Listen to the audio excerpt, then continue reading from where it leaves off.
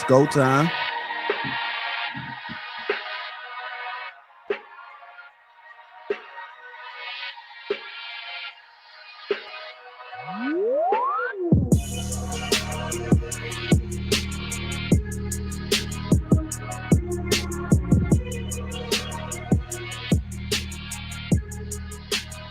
What's going on, family? Welcome to LAPEEFING Sunday. Let me introduce the crew. We got Hink in the basement. We got Sham Monet from A Shoot Critique. We got Precious, Jay A Story to Tell, Bruiser, Lady Di, Balance, Trigger Mike, and me, myself, and Lapeef JR. Welcome to LAPEEFING Sundays. What's going on, family? What's going on? How y'all doing? All is well. Merry Christmas, everybody. Merry Christmas. Merry Christmas, family. Merry Christmas. See, some of y'all in the Christmas spirit.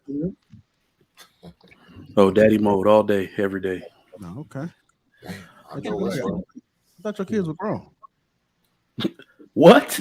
No, I got a 5 and a 3-year-old. Oh, same here. Better stake it. I just look old, so I'm told. Nah, see, you had nothing to do with that. You could have started young. Nah, you don't look old, bro. But it's good to see you guys. Appreciate you guys showing up on Christmas. If you guys are new to the network, I'm always under the perception of the show must go on. So typically when everybody else is resting, I'm still working. So I'm sorry I had to drag you guys in there voluntarily, but it's like, what perfect time, right? You get to watch your sports later, open up presents with the kids and the adults, and then you get to have LAPEEFING Sunday.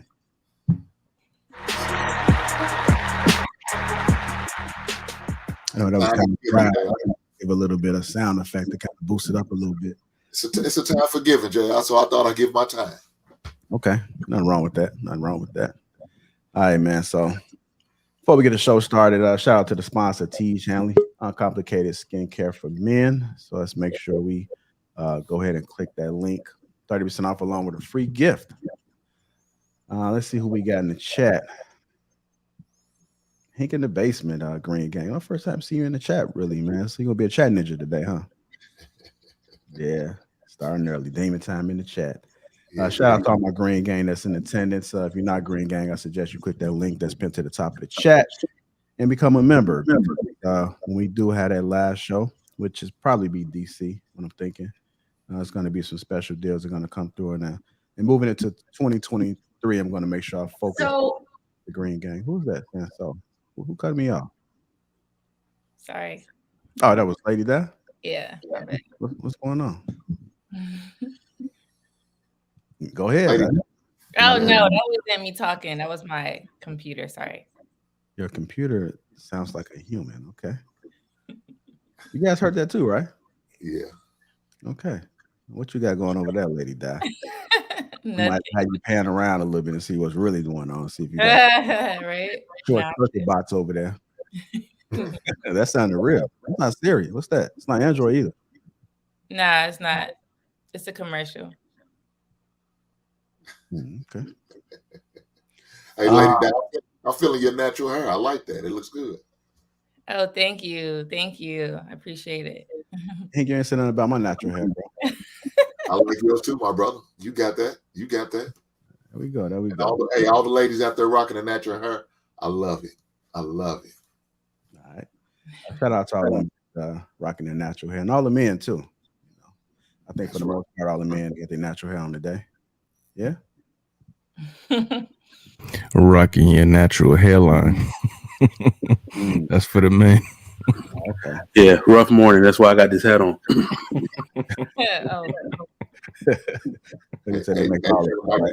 I'm telling you, you need to get your pick with the fist, baby. Yeah, there you go. Well, it's kind of dry in the air, so I don't know what we need to do to spice it up a little bit. We'll pass some shots around, but you guys probably won't receive it, so it's virtual.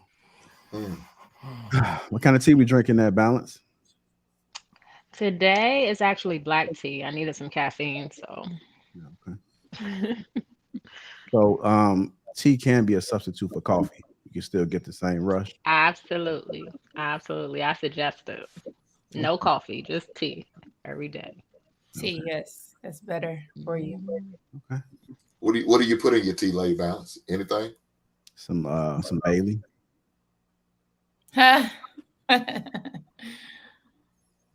Look, she ain't deny it. He asked you. I said Lady Balance. I mean, I'm sorry. A balanced code. I'm sorry. Oh, see? Mm. That was my fault. You know I just what? said Lady Balance. It's okay. Like, I like using date sugar Mm. or date syrup. Yeah, dates do make the smoothies sweeter. I know some people. I still don't know what a date is.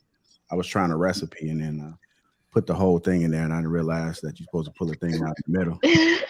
So Yeah. You got to pull the seed out, JR. You got to pull the seed out. I had to go ahead and retire the Ninja, man. It couldn't withstand the thing in the middle. So I'm The surprised. pit, you got to take it out. no, it did. But I do have a blend tech. Blend tech is, and I'm not sponsored by them at all, but blend tech has some good ass blenders. It takes your smoothie game to the next level. You guys be surprised what kind of smoothies you make. You thought the Ninja did some shit. Get you a blend tech. I got a Vitamix. I never heard of blend tech. Yeah, I mean, I think it's along the same line. It's all about the motor too, man. It's all Yeah. about that motor. My shit be rocking. All right, let's Yeah, go to this. I'm looking to get a new one, so I might have to look into that, JR. I'm gonna see the one I got, man. I got it off Amazon. Okay. I look at blenders as like an investment, especially when it comes to health. Mm-hmm. So I mean, I bought some crazy shit before, but I said I'm gonna stop trying to curse. I bought some crazy things, and I do like to try to make more investment purchases. If it can take care of me or either bring me some back in return. Look at you. That's Would you, impressive. let me ask you this, JR. Would you be willing to invest in a crock pot? I guess I like my stuff direct, man. I mean, I won't say I won't never do it, but I do think it is necessary to be in the kitchen because I grew up on a crock pot. Like my mother would throw some chicken and put some Roman noodles over there when she got home, and it'd just be brewing the whole entire day. So I grew up on a crock pot. I was gonna say I got some good recipes for you. Yeah. So I'm not against it. I think it's the food tastes good and tender. So I'm hearing an echo. I don't know who it is. I strongly suggest, since we are all YouTubers, right, to invest in some headphones because they can reduce the echo noise that you guys hear. You're not going to hear it on your end, but because I have headphones on, I can hear every single thing. So, and the ones I got loop around the ear and go around the back. That's the ones I need because I can't. Earphones don't stay in my ear. Mm-mm. I might have to start coaching then. Yeah. That's Patreon game right there, man. I was gonna say, y'all did talk about it Thursday. All the coaches you had on the show Thursday. Oh yeah, man. It was talk about a session. Talk about a session, man. It went well though, so it went well, JR. I don't know. Bruiser don't even look right, man. He put no clothes on today. He look like that every time though. No, there's something different about him today. Yeah, it's different, man. Yeah. He looked like he got kicked out the Matrix. Like Matrix chewed him up and spit him out. Yeah, last week he was ready for it. That red pill wore off on Bruiser. Yo, sometimes too much therapy might be too much for a person.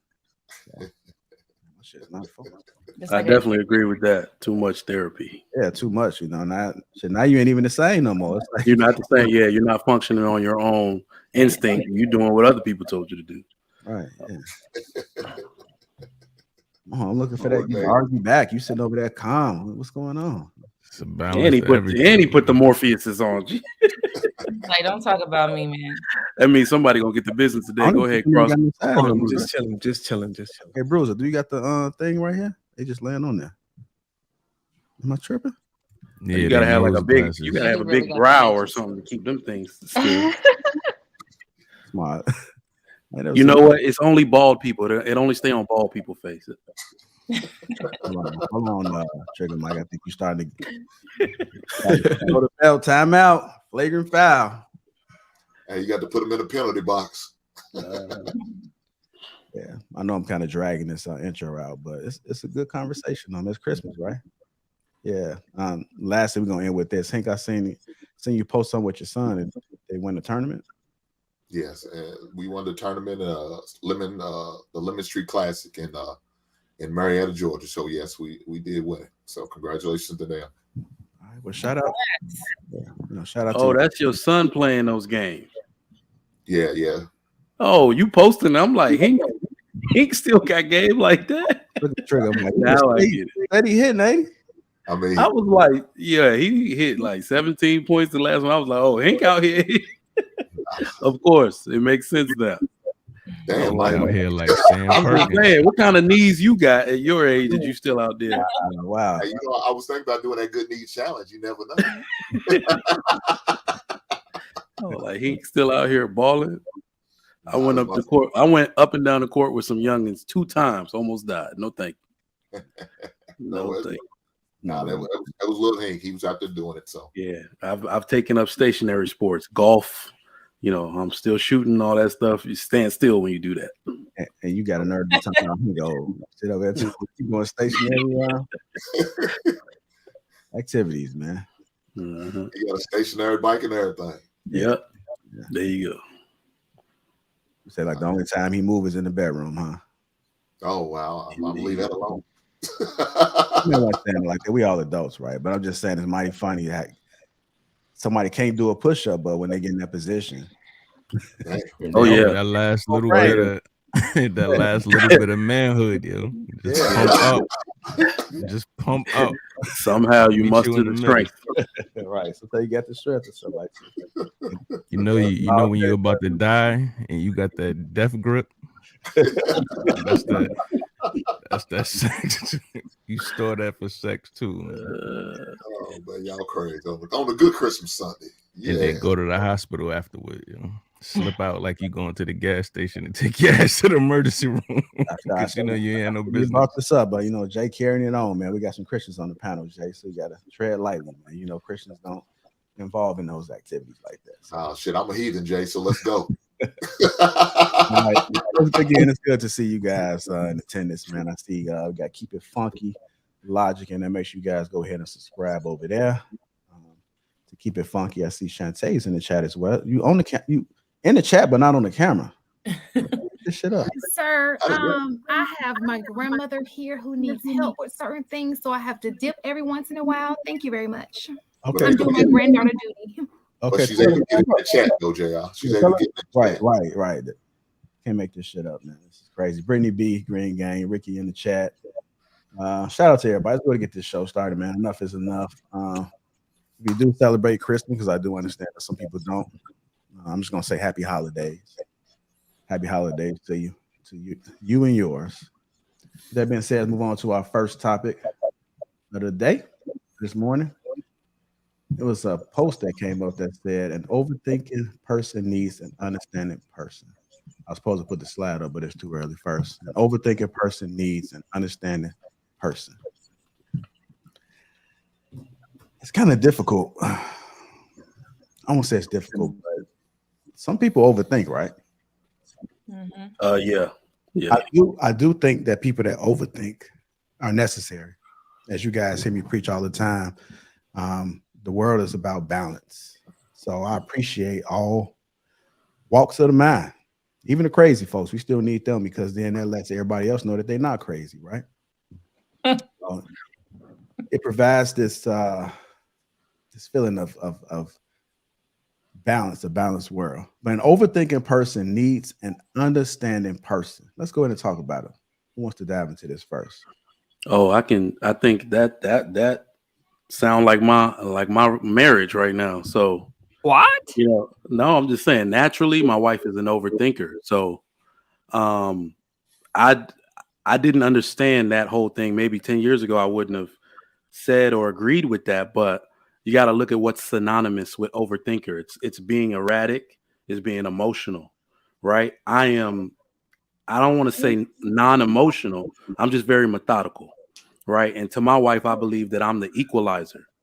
So she'll come to me with situations and it'll be something that's very simple, but then she'll give 10 different scenarios of what it could have meant. And I'll just come in the middle and say, no, it means this. And, that puts her mind at ease, stops her from being erratic, allows her to use my logic, my methodical nature to calm down. You know what I mean? And she does that with almost everything. It's just, the emotion manifests itself in so many different ways. Maybe she just wants to overthink so she can get something right. Maybe she's trying to interpret something that a family member said. And yeah, it takes an understanding person that's an equalizer to help filter those feelings for some people in their relationship. Okay. All right. Balance. Let me get your Yeah, thought. I was just about to speak because I am a critical overthinker. I overthink everything all the time. Like my brain is nonstop. I'm type A personality. It's just all the time. So I need somebody who's not like that, who's the opposite of that. Because if somebody else is like me, it'll make me more anxious, and then it's just a mess, and then I don't get any sleep, and then that's why I can't even drink coffee because I'm already anxious. Like it can't work. So I need somebody who's laid back, who's very understanding, who could calm me.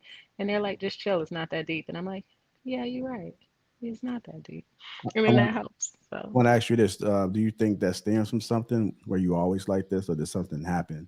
And just that's a really good question. I think, oh, everybody's still sending me happy holiday. So anyway, I think that's a really good question. Like, like I think for me personally, it stemmed from just childhood trauma, um, and that's where a lot of my anxiety came from.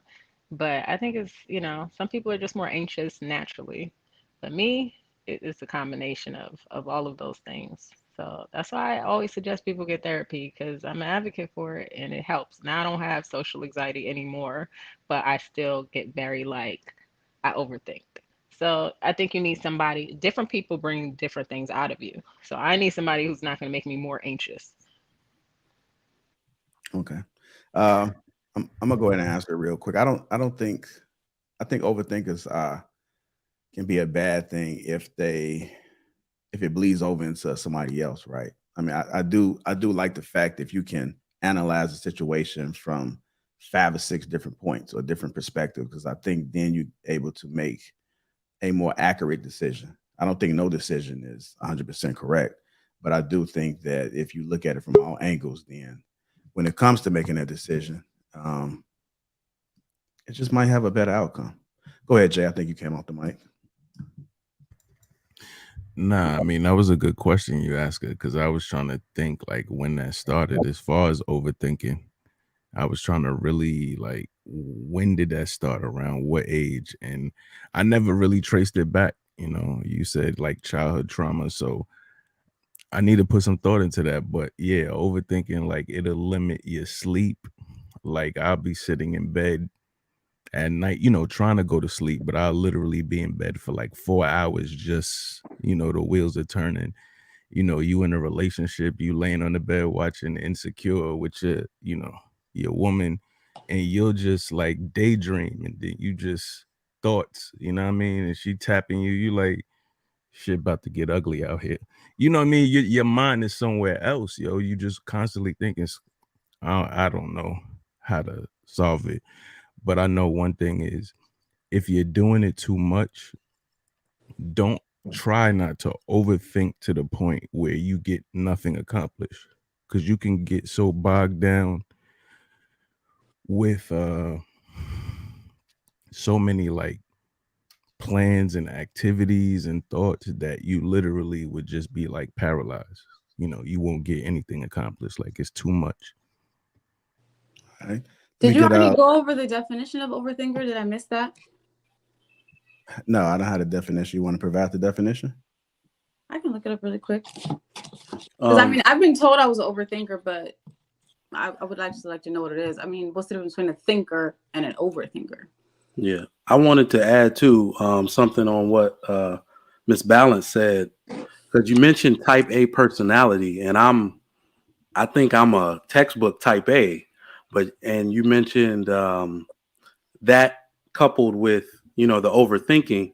I don't think those two things are synonymous necessarily, because yes, type A people can be impatient, but it's impatient about certain things. I believe that most type A personality people don't dedicate much thought to situations they can't control. So that's who more so I am. Like when people come to me and, you know, with that overthinking type of attitude, I look at it. The first thing I say is, what is in this situation can I control? Nothing. So I'm not going to dedicate any thought to it. Right. So the number one thing I think type A personalities, the number one characteristic they exhibit is self-control. And then they get super competitive about, you know, certain things that they're trying to win and trying to achieve. So I think the opposite of a type A personality is chronic impatience, where you're impatient and aggressive and over emotional and anxious about everything. You know, that's more of a type B, you know, different personality. Go ahead, Lady Di. So I'm going to answer the question and then give some insight. An overthinker person needs an understanding person. So I agree with that, because that's just a balance. And in a relationship, you need balance regardless of whatever it is. So for me, I'm an overthinker, or used to be. I'm not anymore. I'm an overthinker, and my husband is an understanding person. So throughout the years, you know, there was times where I would like have plan A to like Z. And he's like, there's no need to be doing all that, because when it happens, you're not going to do none of those plans. So when stuff is going on, just plan, you know, when it happens so you won't freak out. And over the years, I actually been practicing that. So now I'm more like an understanding person. So I try not to, and it helped me because in the previous live we had, Thursday, I was saying that I had anxiety issues. So it helped me lessen those anxiety, you know, characteristics. So I think that we can be an overthinker, but you don't have to stay like an overthinker. You can change it, because if it's going to make you anxious and all of those things daily, I don't think that would be healthy. So I think for us to try to, like, you know, like Balancer was saying, have therapy and just practice and get rid of it. And if you think, just don't overthink. It's okay to think. I think Kelly was saying the difference between overthinking and thinking. Yeah, There I is have a a difference. definition. Okay, yeah, Kelly, say that definition, because it is a big difference. Overthinking is when you dwell or worry about the same thought repeatedly. People who overthink can be paralyzed by their worries and may struggle to make decisions or to take action. Overthinking can be caused by and can contribute to depression, anxiety, or other mental health disorders. Yeah. So thinking is great, because some people don't think at all, and then they be in situations. So overthinking, she said, it's like a repetitive thought. I used to have that. What's an example of an overthink? Like, so something that happened and you overthought it. What does that look like? So like, if like, I think Jay was saying, like when you're asleep, like when I used to sleep, I would think about what's going to happen for the next day. So I have like a plan. I'm doing X, Y, Z. I would keep thinking about the plan and try to make it better. Like, okay, maybe I could do this. Maybe I could do that. Well, no, I'm gonna do this. I'm gonna do that. Maybe that won't work because this is gonna happen. And then I'll just keep going. And then it'll be a whole hour. I'm thinking about the same damn thing. And nothing is not even the next day yet. So, and then now I'm going to sleep 2 hours later. So back then, when I used to do it, I used to have to put on the TV, because the TV would kind of minimize my thoughts, because I have something in the background. What happened was it was too quiet. So when it's too quiet, all I hear is me, myself. But when I had that background noise or white noise, whatever you want to call it, it definitely eliminated it. And then I used to do that kind of like every night. But it took a while. So. All right. Go ahead. Go ahead, Bruiser. Bruiser Precious. You're on mute, Precious. Who playing that music? Got to mute up. I don't know who that is. Maybe your mic is not connected because we can't hear you. All right, we're gonna go to Bruiser and then we'll go back to you. Go ahead, Bruiser. I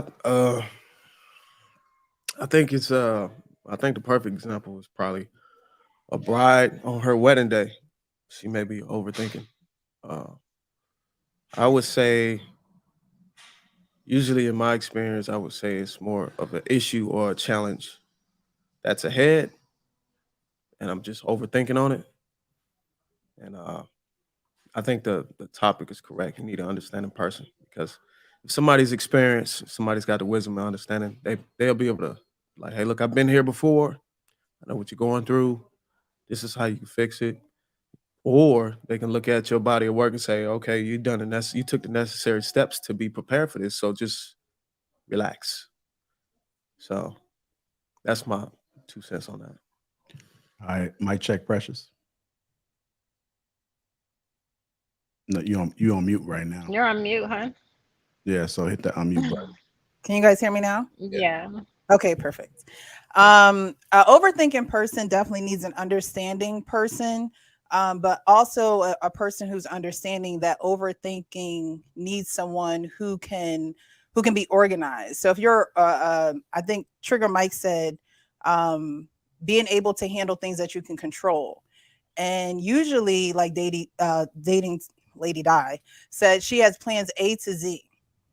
And in business, they tell you top 3 things. What are the top 3 things you want to focus on? So I think an overthinking person definitely needs an understanding person, but that understanding person needs to be able to get that overthinking person back on track. Meaning, what are you focusing on? And whatever you're focusing on, are those the priorities, and are those the things that you can control? All right. Kelly, what are your thoughts about it? An overthinking person needs an understanding person. Well, I mean, due to the I always go by definition. So if it can lead to or is caused by a mental disorder, I would think anybody with a mental disorder needs an understanding person. So yes. Okay. Brother Hink. Yes, I agree with that. Overthinking person does need an understanding person. I think the only time I ever overthink is when I make big purchases, homes, a couple pieces of property, investments on certain stock.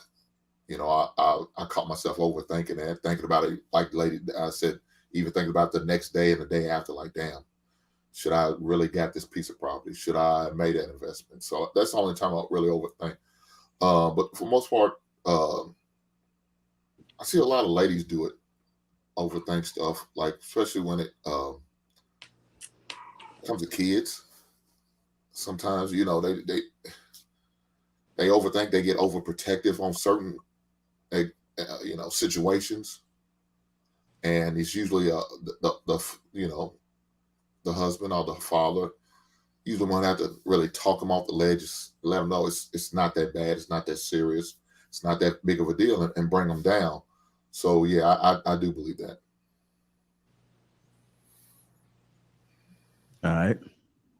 Everybody spoke on this? I did not. I thought you were still in the chat. I'm sorry, Shannon. Go ahead. I was a little bit. But I think that every woman has a little bit of overthinking in her. But I think that everybody needs someone who is understanding, not just overthinkers. Everybody should have a partner that is understanding, no matter what they're going through. As for the overthinking aspect, I do believe that there are situational overthinkers, like I think it was Hink who just stated, like I overthink about my kids. I overthink about my family, especially when it comes to health concerns of things of that nature. I'm an overthinker. I think that women, that's probably one of the reasons why women don't allow men to cheat, because they feel like, oh my God, she's a threat to the family, is overthinking, so to speak. So I personally believe that every woman has it in them, and every woman needs a man who's understanding. Escape made a whole song about it. What I need from you is understanding. How can we communicate if you don't hear what I say? Sing it, Shan. No, not this day. Maybe tomorrow. I'm gonna catch you singing on Street Critique. Yes, I've sang on Street Critique before. The late hours. I've just never heard the song, so I was wondering if you could sing it. No, you don't want that right now. Damn. So I was a couple of eggnocks in you, I think we'll be good. Yeah, I agree, Hank. I noticed you said that most women are overthinkers. Man would have said that. I know it panel would have just went crazy, but you said that every woman needs a man that's understanding. I think women needs to understand that even though you're that overthinker, most women are, men still need understanding, even from the overthinkers. Because I don't think people realize what's actually going on within that transaction. So I do want to just highlight that. Shout out to the coaches on the panel.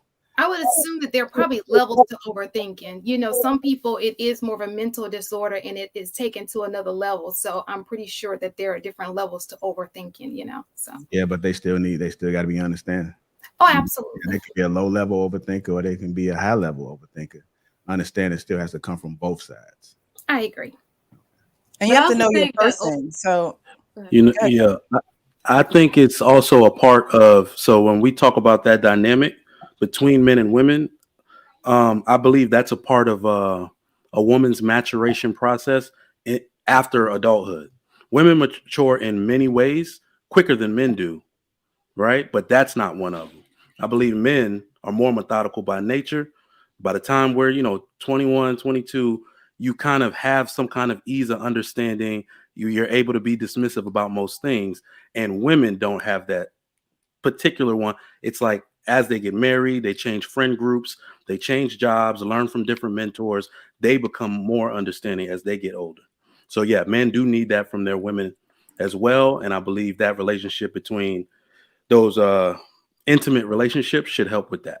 Right. As you get older, like I don't see the 20 and 30 somethings on YouTube, Instagram, they don't sound like the 40 and 50 somethings. Those 40 and 50 something year old women are very understanding. They're very dismissive about things they would have tripped over in their 20s and 30s. You said they change friends when they get married? Well, yeah, you're supposed to change. Naturally, you're supposed to change friend groups. But I mean, they that's change just friends, or are they supposed to? Like both.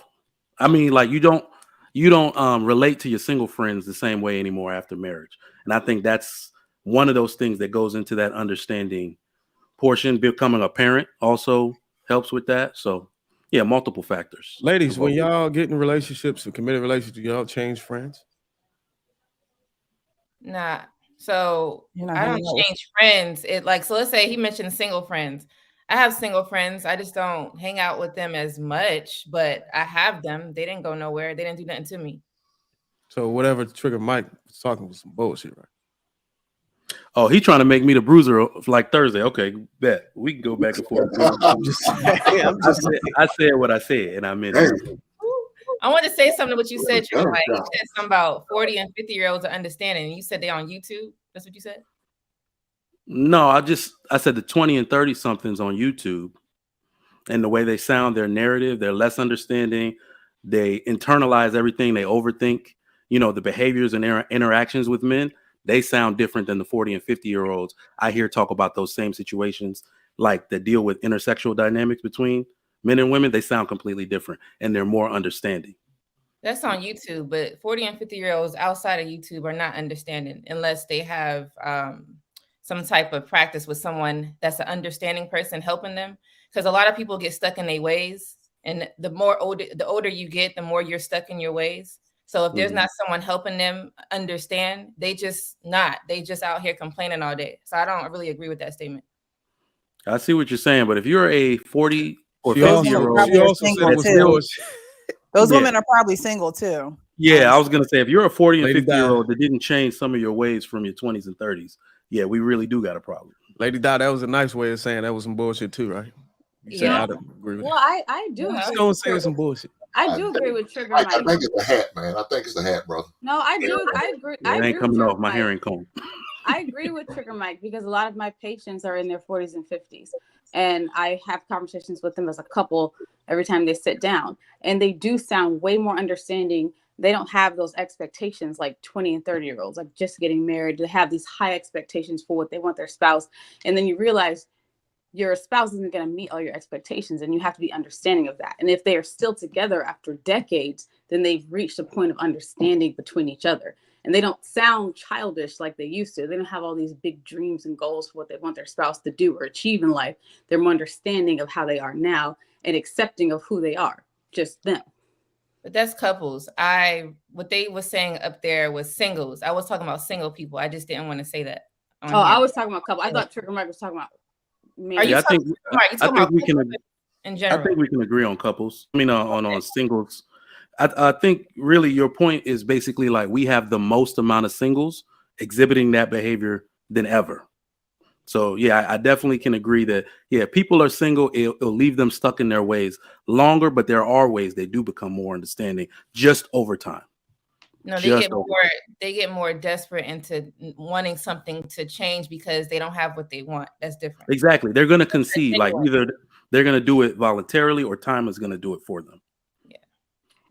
But I do find with single people, their list shortens as they get older. It's because they're settling and they want something to change. In order for it to change, they got to take something off that list. That's it.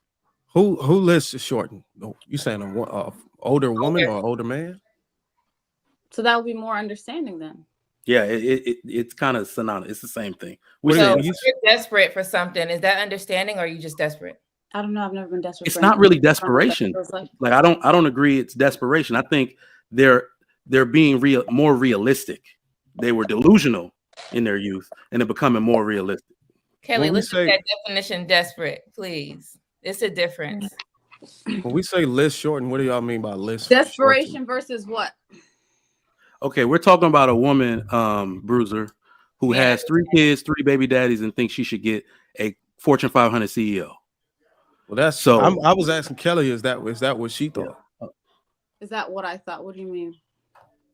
Is that what you meant when you said the list shortened as you get older? No, I'm saying like when you're young, you have all these requirements for what you want in a spouse, but then as you get older, your list gets shorter and shorter. I remember when I was young, I had like 3 pages. Okay. And now it's like talking about everybody. I'm talking about majority. So that's it. Okay. I mean, list shortens like as a single man from 18 to 35, it was no kids. Like I won't deal with any kids. As you get past that, you have to be more considering that might be the case, unless I'm dating, at least 10 to 15 years younger. That sounds like expansion. Nah, that's not expansion. Sound like you're more open to the things you weren't open to. So more understanding. Nah, really. What I'm saying increased. No, what I'm saying is what was on my list was limited. Well, I mean, you can look at it as expansion. It's perspective. It's expansion. Nah, I wouldn't look at it as expansion. But yeah, expansion does cost more. Okay. Hold to your list, Jay. You're still in your 20s though, right, Jay? Fuck them kids. Yeah. My 20s. I thought you were like 28. Jesus, I appreciate you. No? I thought you were always the He just saw his 20s flash before him. Yeah, Jay's in his OG days now. Yeah, I'm about to be 42. You're such a liar. You lying. Who's the youngest on this panel? Shit, probably me. Bruiser, probably. Yeah, you're 54. Bruiser old as shit. Don't let him lie to you. Nah, Bruiser. I mean, you gotta live 3 lives. You gotta observe, man. Bruiser young. He's sitting in the dark like an old man. That's why I came out with the blue blockers on. I might be the youngest. Y'all ain't shit. I got to be the youngest. Y'all sure? Oh, Kelly might be the youngest. Hold on, Kelly might be the youngest. Oh, Kelly. Well, we don't have to disclose age unless y'all want to. I was just curious. No, Bruce, I think me and Trigger Mike the same age, ain't we? I'm 36. I'm 36. Yeah. I'm 36. Damn. Me and Trigger Mike the same age. Yeah. Well, I can say I'm the oldest on the panel. But that tell you Are about you me. older than me? Jay, are you older than me? Nah, he told us 54. I think me and Shan the same age, yo. Yeah. How old are you? Yeah, you're lying. You're lying. You know how y'all can solve it by telling y'all goddamn age. I swear to God, I'm about to be 42 in June. Yo. Hey, I'm 47, so I guess I'm old here. I'm older than you, Jay. Jay, are you serious? I thought you were You this don't one look it. young dude with all this wisdom. Wait a minute. Nah, Whole yeah, just flip that whole theory. In Nah, other words, you're an old dude He's that don't so know shit, wise Jay. to be like in his You 20s. said you're an old dude that don't know shit. pretty much. Jay, you're playing me right now. I'm not. It all makes sense. Nah, I Oh, you lived said the you whole was life. You always had these nuggets. So I was like, man, 41. 41. I'm 41. Yeah. Reason why I look younger. The reason why I look younger than y'all because I got young behaviors. I just said want to you know have who young said you look haters. younger. Who said that? Why you look younger? Who said he looked younger? It's between me and Balancing now. Did you say you have young haters? Is that what you said? He said, How old are you, Balance? I got young behaviors. Balance, how old are you, man? Nah, I do believe that. I How old are believe you, if Balance? I'm trying to see who's the youngest. It's probably gonna be me now, or you. I don't know. She Balance, don't how want old to are say. you? Okay. 33. You're not supposed to say. You're never supposed She to 33. ask. Hey, Oh, who said that? Who made that bullshit up? it's okay. No, you don't gotta say. I was serious. White women that age poorly. Well, fuck them white You women. see how ladies contradict themselves. Oh, y'all never supposed to ask a lady her age. Make sure she's 18. Like what? What? No, I be contradicting y'all. Balancing is close. Lady, now how old are you, ma'am? I'm 31. Yeah, you the youngest.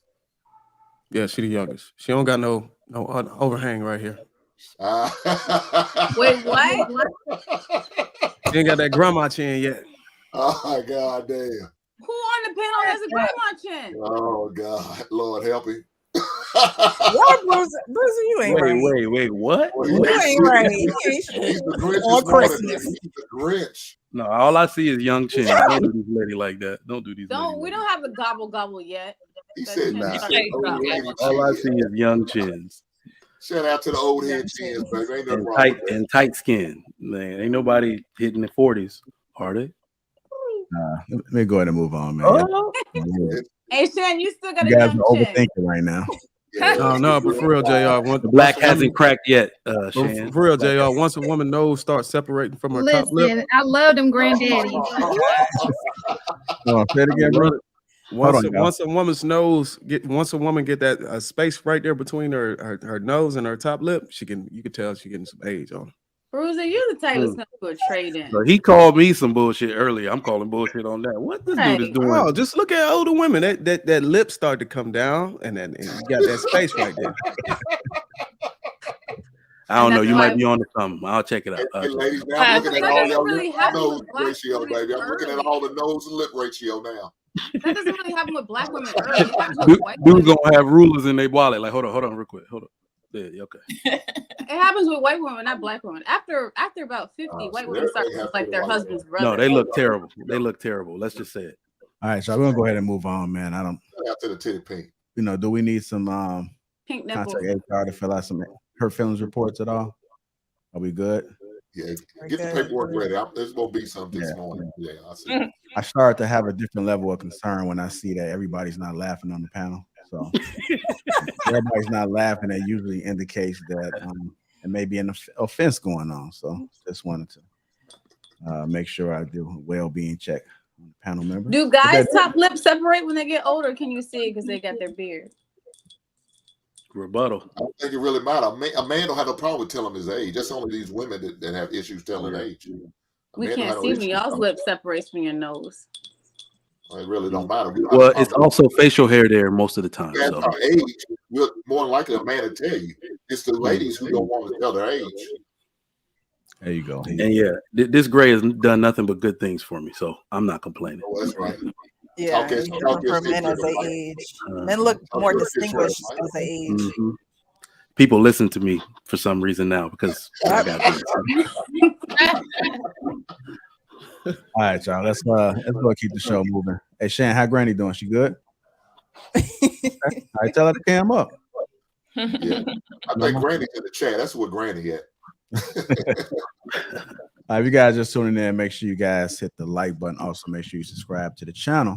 Welcome to LAPEEFING Sunday, one of the only shows that's going live on Christmas. It's Christmas morning.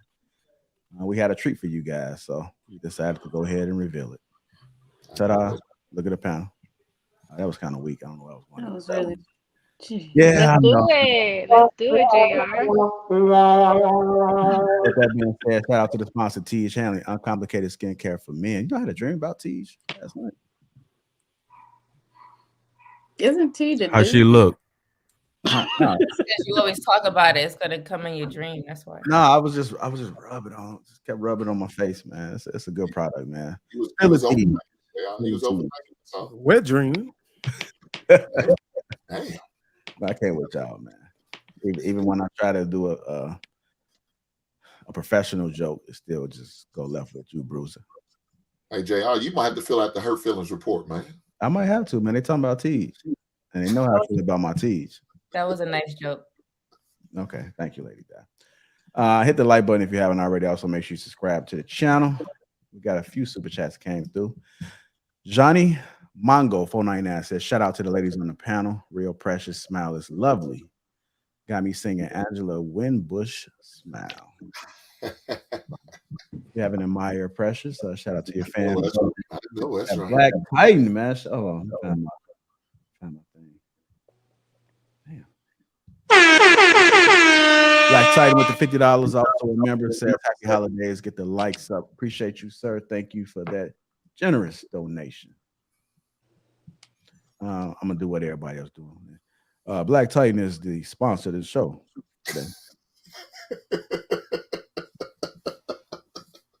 Hey, I mean, everybody copying me. I can copy them. Hey, oh, okay. Hey, man, talk your shit, JR. Fuck damn. All right. With that being said, let's go ahead and move on to our next topic of the day. Because y'all dry as hell, man. What's going on with the energy? Balance, you good? Lady Di, Shan, Pressure? We good, JR. That's all you. You guys get anything for Christmas? Yes. The Pressure's having a phone sad conversation going on. It's Christmas. Bruiser drinking Family's in town. No, my brother's here. Bruiser drinking big over that Belgian. I see you, brother. I got Wolford Reserve, whatever it's called. No, that's right. Shout out to Wolford Reserve, baby. Yeah, appreciate that, Hank. All right, let's go ahead and move on to our next topic of this afternoon. Is everybody born to be great? Is everybody born to be great? Let me go ahead and give a context to this. So you think everybody born to be great? I think everybody born with the potential to be great.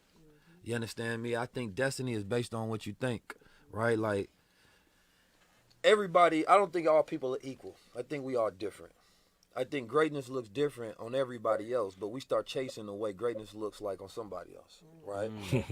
So it's like Facts. a person may want to speak like me, but you was never born with that gift. You never studied and trained for that gift. You understand me? So all of a sudden you want something that ain't even for you. Yeah. Right? But you may be amazing at being on the camera. You may be amazing at a writer. And you could be a genius at this. But instead of focusing on that mastery level gift that you have that I can't even do, you focusing on my gift. Facts. So it's like Facts. social media created this reality of just compare and contrast all day long. And you're disrespecting your own gift. It's hella disrespectful. I think everybody a genius to their own degree. Exactly. But it's like, you compare Einstein. He came up with thought experiments about scientific formulas. He didn't write anything down. He didn't do anything actionable that you can see. He sat there and he was just thinking. He published that and he let the world, try to dismantle his theories. And then they had to call him a genius because they couldn't. Then you got somebody like, let's say, a Kanye West, who had the ability to get, put out his music and become one of the greatest artists of all time, become one of the greatest fashion designers of all time. Is everybody born to be great? It's the title. He said some interesting things out there. So to everybody that's wants to be a YouTuber all of a sudden, that message might have been for you. Being a YouTuber is not for everybody. I've coached some of them. I don't do as much coaching now, but I've coached some of them, and I hope nobody's watching, but it was like, I just can't understand why they can't get over the hump. Sometimes you got it, sometimes you don't. Sometimes it's your time, sometimes it's not.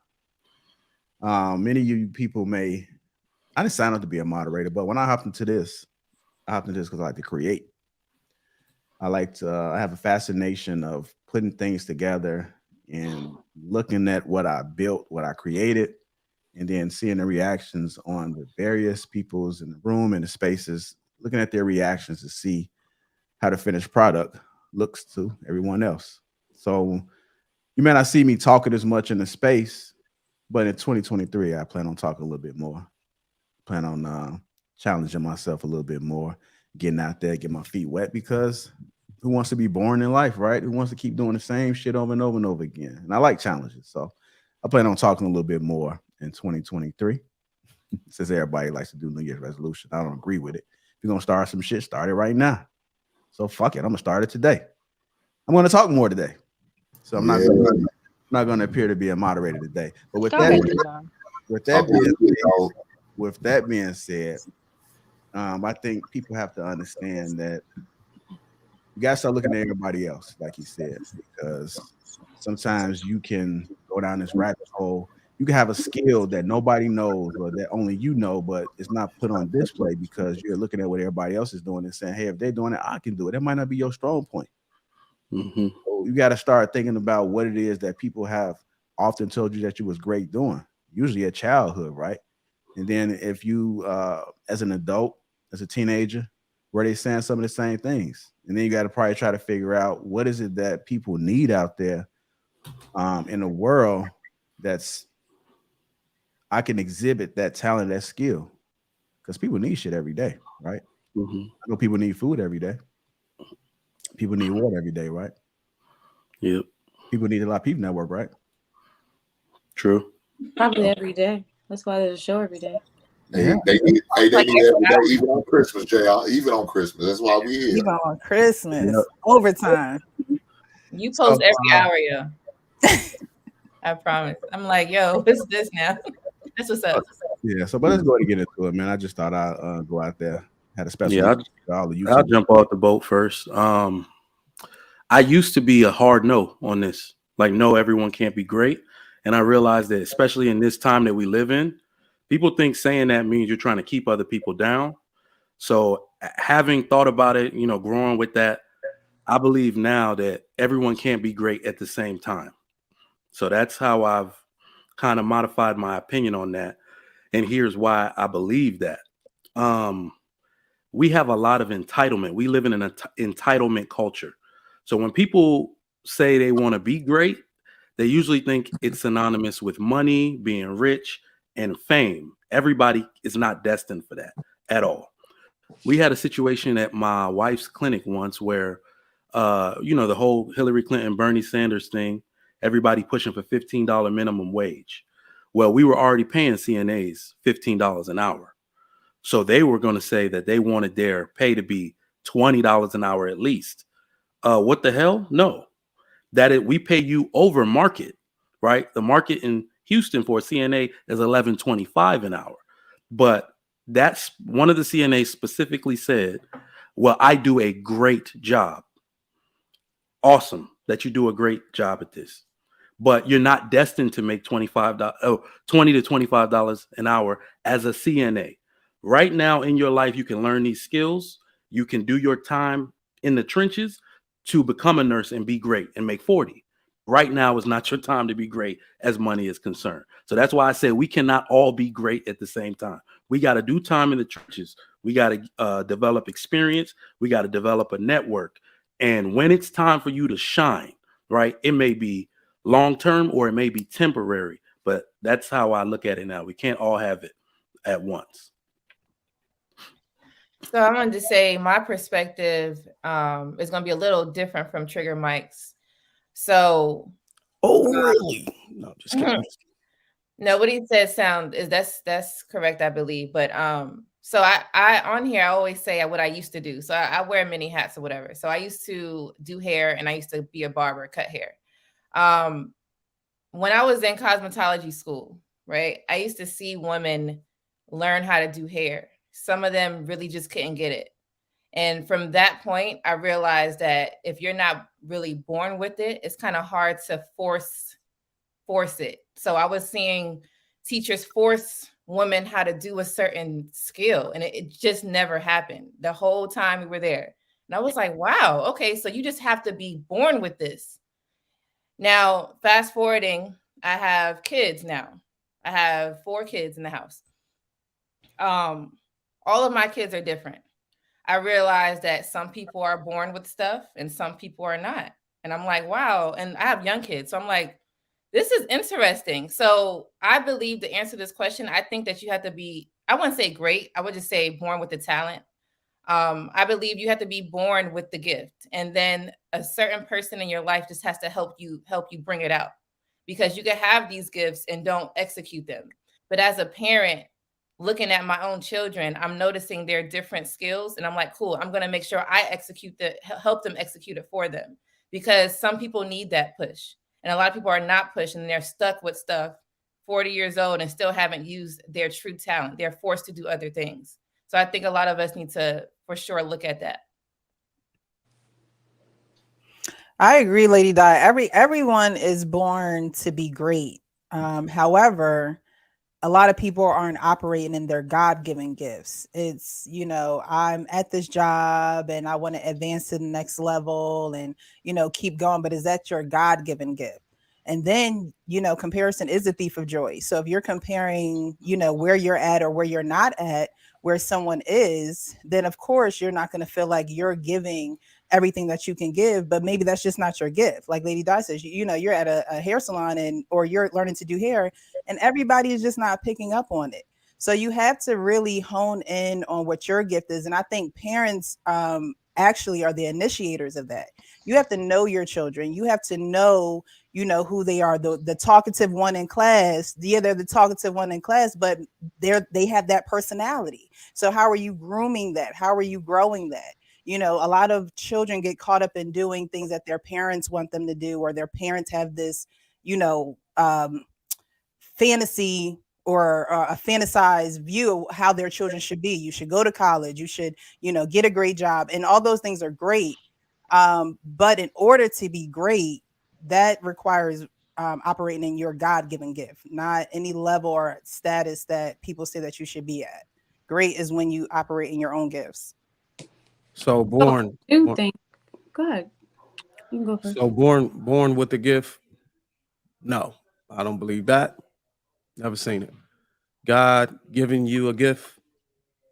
I don't believe that either. I don't believe God is giving some people gifts and some people not gifts or different gifts. I think we all born with the ability to be receptive, and it's all based on how we're raised, how we train, and how we develop a mentality. And how we develop a mentality to be able to accept pressure, because with greatness come pressure. And a lot of people are not willing to accept the pressure that come with being so great.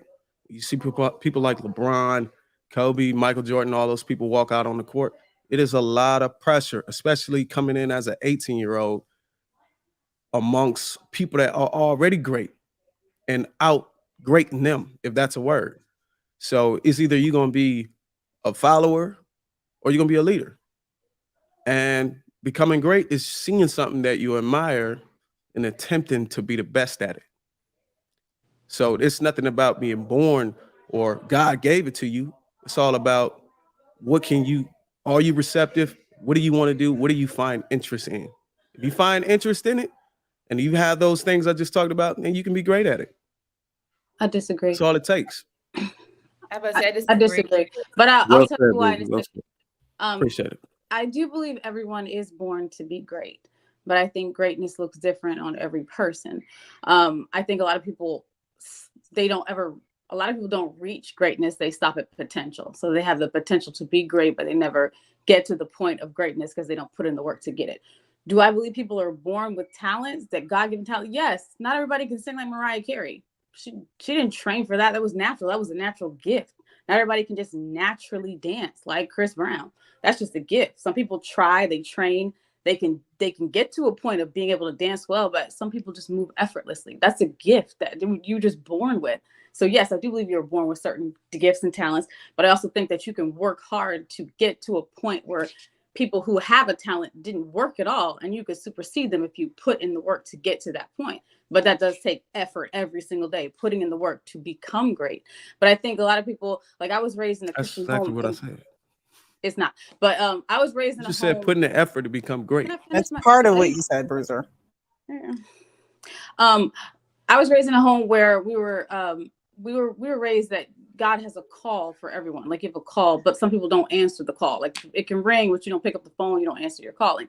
And some people don't walk in their giftings. So also, that being said, that in the body of Christ, it's a body. So it's a head, a foot, arm, a neck, and everybody wants to be the head, but sometimes you have to be a really good arm or a really good leg, and that you could be great at being the arm and you're not the head, so your greatness looks different than the person that everyone sees, but you're still being really great at being the arm. So you can just be great at what you are, but everybody wants to be the person that's seen.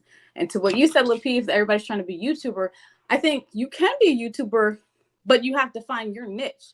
Everyone's not going to be have a network and have panels, but some people could read books. Some people could do, I know Malevolent Elephant does like animal videos. Some people could talk about how they like to knit. So you can be great at what you do and share it with others, but you can't just copy the same thing that everybody else is doing. That's what I mean. Right. Yeah. And so that's what I think I've said that before. I think you heard me say it too. People don't understand that even with YouTube, and it's just a small Patreon game, right? But there's so many things you can do with YouTube. It don't have to be relationship. And if you guys look at the ceiling that everybody reaches when it comes to the bubble win, because let's face it, we all in the same bubble right now. We have the same audience, the same shows we constantly see. So we've already been put into a box. And it's not so many people that make it to 1 million subs. Not a lot of people that make it. You can be doing well, but can you be doing better with something else? So look outside of relationships. Look outside of this, whatever's going on right now. You know, like YouTube has a higher ceiling and it has no limits.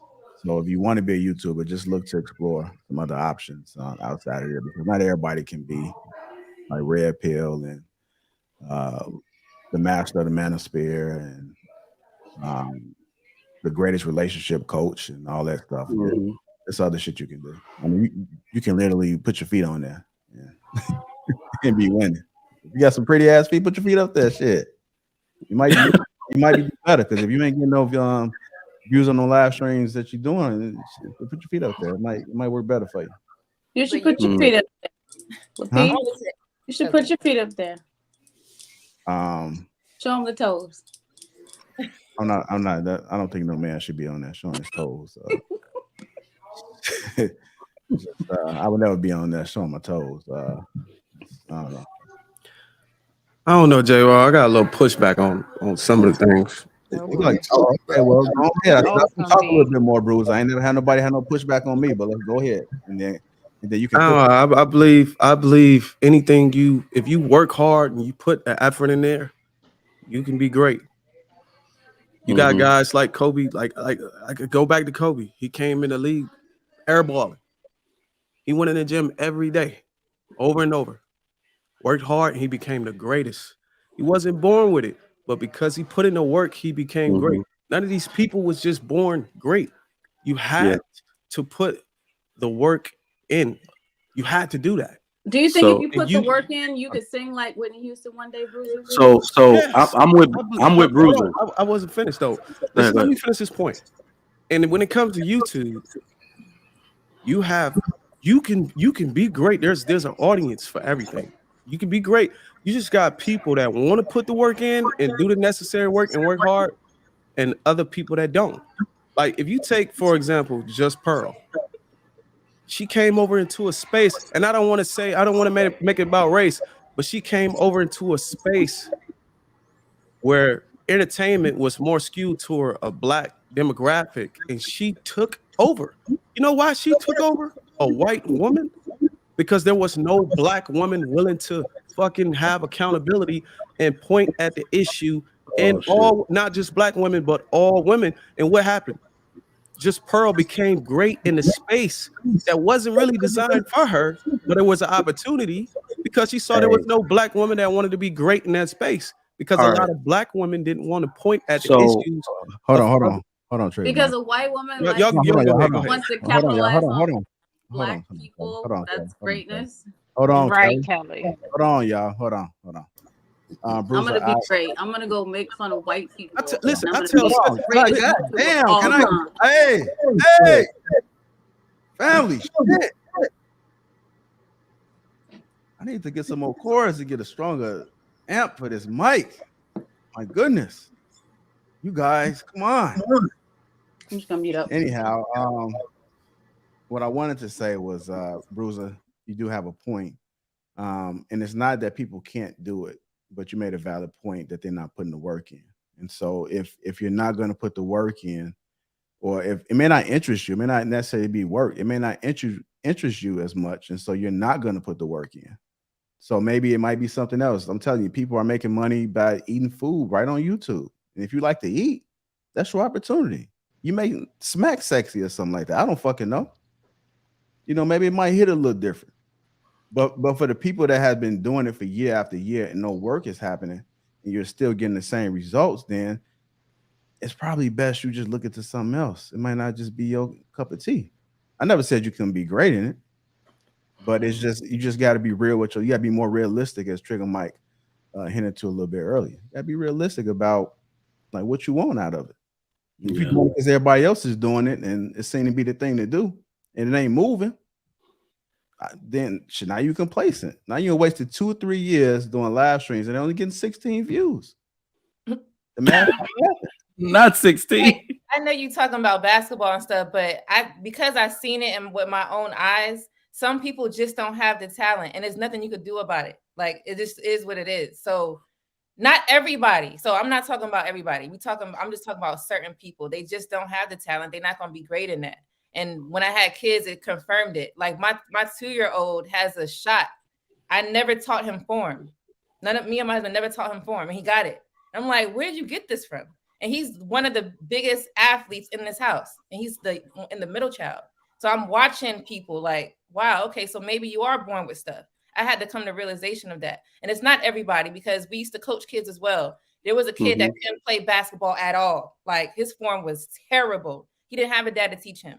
And then my husband coached him, and he was like one of the greatest on the team. So I see both. It's just that some people are born with it and some people are not. And then some people have the potential to be great. And then you have that person executing it, helping them execute it. But there are people born with talents, though, like what Kelly was saying earlier. You're not going to be able to sing like Whitney Houston or whoever she was talking about. You're not. No matter how much you train, you don't have that voice. I can't even sing. I'm not going to be able to sound like Mariah Carey. It depends on, the ability and the talent. Is both. But some of the stuff you were saying, yeah, I agree. Like you have to work and practice, of course. Yeah.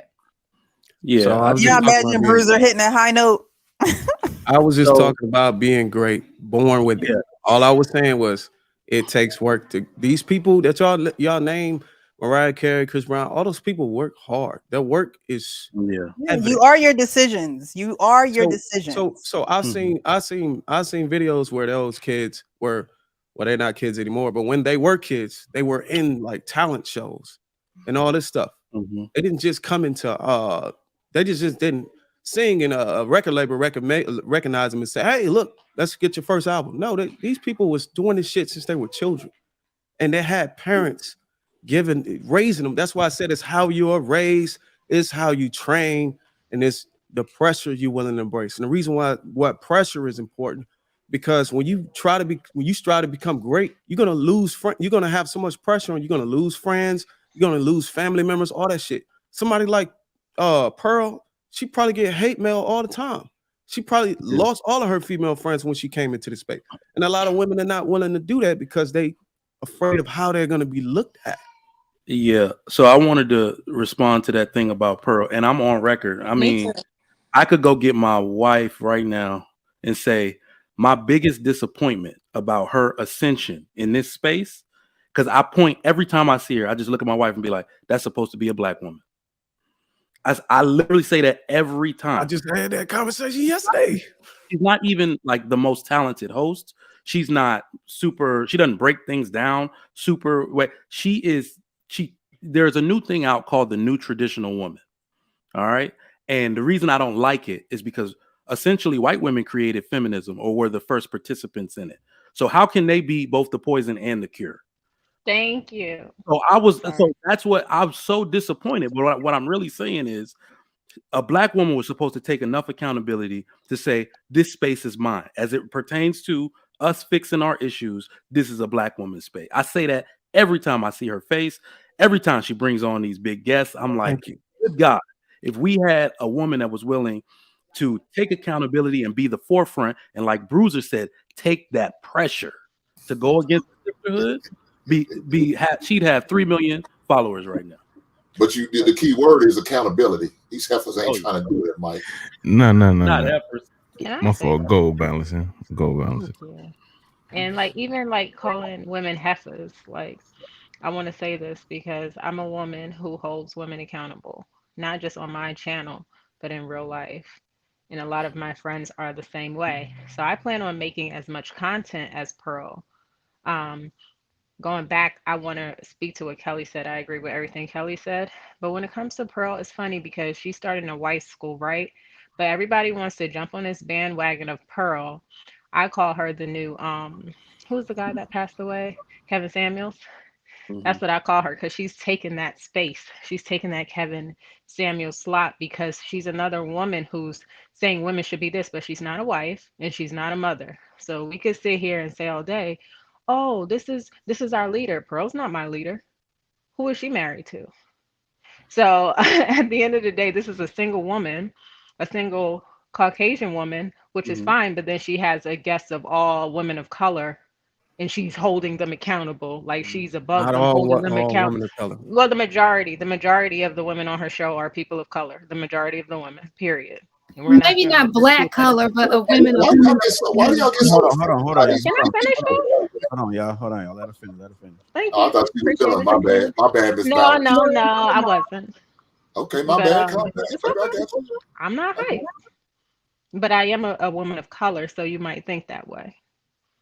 But what I'm saying is that Pearl is a Caucasian woman that likes to hold women of color accountable on her show, but she's not living what she's saying. Maybe eventually she will be a wife one day, which is great. But I want us women to be able to hold each other accountable and not neglect the women of color that are on YouTube and other spaces that are doing it. We are out here. No, it's not the majority of us, but don't neglect the ones that are actually here doing it and say that we don't exist because we are here and we are in this space as well. And we're not heifers. So I just wanted to say that. But everything Kelly said, I do agree with. Thank you. Who said there Did were? you Real quick. know that there's an algorithm that recognizes white faces and promotes their data over blacks? Oh, So even if a black person, there's a whole documentary. I don't argue like facts.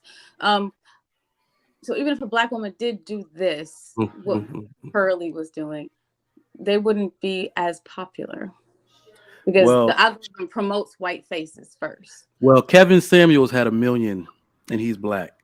And I get what you're saying. Even if a black woman was to trail behind through the algorithm, a black person has broken broken through that before. So I get what you're saying about the black woman not doing it, but there is currently, it's before the market became saturated. If somebody would have done what Pearl was doing, they would be just as popular, if not more. How And many it's not followers only did Samuels had, you said? he had over 1 million. If he was white, he would have millions. Kevin Samuels. Well, it's not just Kevin Samuels. Curious about his. We need to be talking about black people because it's what we all are black. Why are we so triggered? Y'all act like y'all don't learn shit from white women all the goddamn time. The shit y'all put in y'all goddamn hair. The shit that eyelashes. All this goddamn makeup. A white woman came up with all this bullshit. But y'all the first one to talk down on the white woman when y'all she's holding y'all heifers accountable. Now, I know you don't like it when I call you heifers. If it don't fly, if it don't apply, don't worry about it. You're not a heifer. Don't worry about it. You're not a heifer, Balance Cole. Don't worry about it. Okay, a heifer is a cow. A female cow. You're damn right.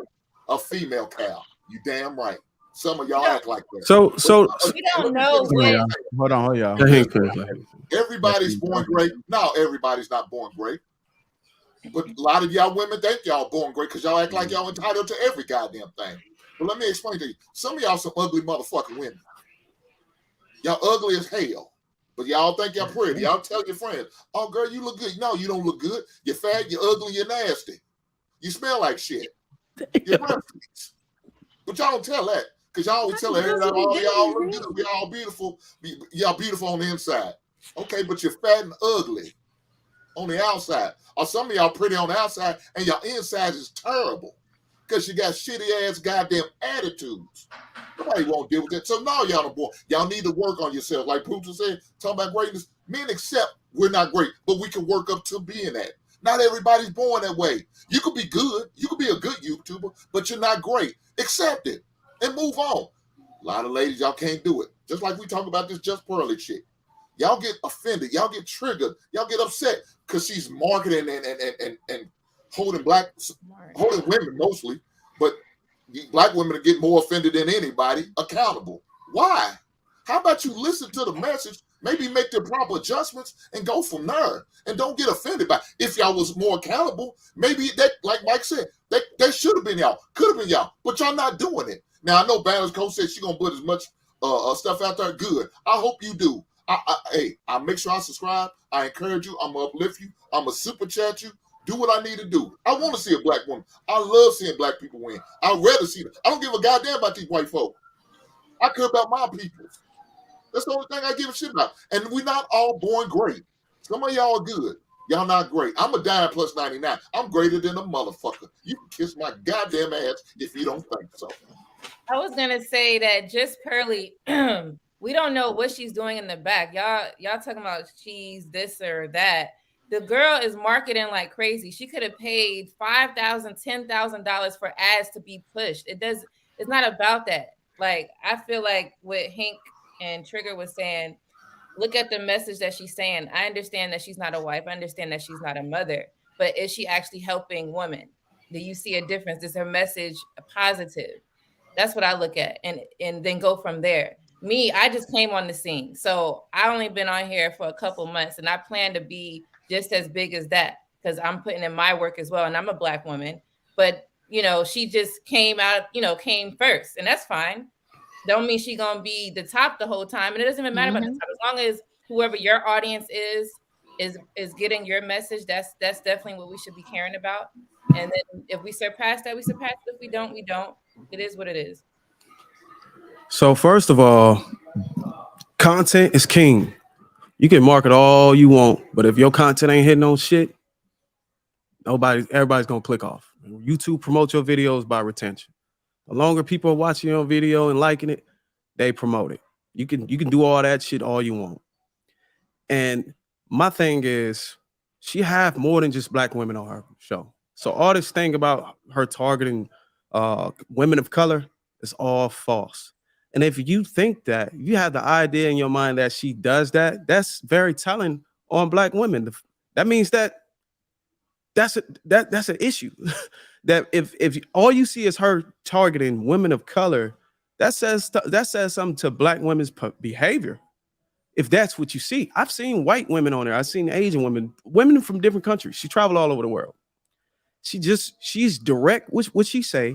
She's unapologetic, and the thing she's showing you is that truth doesn't need a mirror. It doesn't need you to represent what you're saying. If you're speaking the truth, nobody gives a fuck about your lifestyle, your background. They just want to hear the truth. So it doesn't take for you can have a wife school and not even be a wife. That's what she's revealing to you, that she can do these things and not even have any participation in what she's actually trying to bring. That's business. And you know what I'm saying? I might not support it, but if I see it and if I see the fruit that she bear, then who the fuck am I to judge? All right, I kind of want to transition back to the topic. I know we kind of got off of it a little bit, but let's go ahead and get closing so we can move on to the next. Is everybody born to be great? Anybody else would like to speak on it? Yeah. So, and as far as what Boozer was saying when he used Kobe Bryant as an example, I think that's, as men, we could always refer to sports because, especially if you've been watching it for a long time, Kobe started out, he always had the athleticism. This dude would go in the gym and practice for 4 hours a day without a basketball. He's a basketball player, but he would literally be in the gym practicing without a basketball, just footwork, hand motion. you know, that's dedication. I mean, and you have to decide whether you're willing to sacrifice for that to be that great, because you know, in some cases it's no fun. You're gonna miss a lot. You're gonna miss a lot of parties, you're gonna miss a lot of gatherings, you're gonna miss a lot of birthdays, a lot of Christmases. It's not fun. You know, you got to decide, are you willing to be? Some people make the decision, like those basketball players that y'all say, oh, they just don't have it. And it ain't they just don't have it. It's just that they like going to the club, they like chasing women, they like not practicing 4 hours a day without a basketball. Dave chose something different, and it shows. We see that in the results. Kobe was great because he put in the work. He wasn't always that great. Michael Jordan, his athleticism started to slip. The knees started giving out. His jump shot got better because he practiced. He went in the gym and he shot without a basketball. You know what I mean? So I agree with the video in terms of 19 Keys when he's saying everybody has the potential because the work ethic is there. I've seen plenty of people on YouTube that have plenty of views, plenty of subscribers, and they are trash, but they have a excellent work ethic. They post videos every day, every week. You know what I'm saying? Excellent work ethic. I'm like, damn, they are putting out a whole bunch of trash, but people are watching this trash. You got to do something. You know what I'm saying? You could either sit around and complain about it being trash, or you could take what you think is you have and put that out there and flood the market with that. You know, so have a work ethic. It needs to be a combination, but everybody has that potential. All right. Anybody else want to speak on this? Is everybody Yeah. born? The movie is called, or just a documentary called Coded Bias. It's on Netflix. Go watch it. That's all I'm going to say. Like, I don't have a problem with Pearly, right? That's where you get into comparing. You focus on you. You focus on what you're doing. You focus on your lane. You focus on what you need help with. The people that, you know, are going to support you. If they're not, they're not. You know, Pearly White's doing her thing. Kudos to her. But we can't compare. We can't say, oh, well, you know, she should be in this space. She's in a space that she put herself in. No, she's in the space that allows people to talk down on their people. If she did this with Jews, she'd be shut down so quick. But Black people are totally cool with you lambasting their people, and they don't say anything about it. They'll join in on fun. Well, it's also the part where they don't need to do this. Y'all would support Cynthia G with all that bullshit talk about deleting kids and the hell with black men and diversion from black men. Y'all have no problem with that shit. Y'all have no issue. I don't see a lot of these women on these YouTube bashing men, talking down about men and all that. I don't see y'all sitting there making comments and talking about, hey, we need to diverse from her. And she looks just like us. I don't even know who that is. Look it up on YouTube, baby. Yeah, I know. Nah, don't look it up. You don't know who these people are. You ain't Go ahead, Trigger Mike. understanding behind it. Go ahead, Trigger Mike. You want to add to it? Oh, no, I'm good. Okay. All right. Well, go ahead. Go ahead. What I was gonna say is it wasn't necessarily about somebody being allowed. It was about there was an opportunity, and you already had a lot of Black women creators that could come up and take the podium or take the torch, but there was no one to do that. It's not true. I mean, okay, listen, don't get me wrong. There's Black women in the content creation space, but you got to understand the type and the style that comes behind it. Kevin Samuels type approach. You can get in here and talk about red pill all the way. It's the way you deliver it and way you put it together. That type of style is brutal, direct, and unapologetic, and she don't give a fuck what nobody think. I don't see that in a lot of Black women or content creators. That a lot of these Black women and content creators that maybe with a so-called red pill or on that type of move, they either got wigs on, they trying to look all pretty and all this makeup, and they got their cleavage out, and then they try to do it. But nobody's just saying fuck all that. My whole goal and precision is to hold women accountable, and they're not just holding women accountable, and it's not just Black women. They're actually holding men accountable, simps, beta males, all that, guys over here shooting up the club and that. She talk about all that. But the only thing that black women on this panel seem to see is she talk about women of color. So y'all mentally No, it's people of color. Y'all mentally cropped that part of her content out because it kind of just resonated in you. It kind of hit your nerves in a certain way to make you do that and just ignore all the white women and people like that she also called that shit out on. It's just that's very telling. No, it's not a woman thing. True. It's a people group. If I started a show and all I did was go around and interview people of other color, other race, not my people, and I had a show talking about all the issues that they deal with in their culture, and I do it in a negative connotation, it would not be received well. They would try to shut me down. How dare you talk about our people? They would not be okay with it.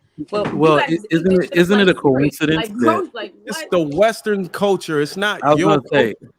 Yeah, I was gonna say it's also a coincidence that if you want a show like that to last and talk about the bad things that are going on, the feminism, the radical feminism, who are you going to choose? You're going to choose the people who suffer from it the most because you are a content creator, so you're going to need a lot of content. And remember, I said there's something new called the New Traditional Woman Movement. It's where white women, because they created feminism, they are now doing things like making memes and things saying, sis, if he needs to handle you, you're not that. If you need a man that can handle you, you're not that peaceful to begin with. Who do you think they're targeting?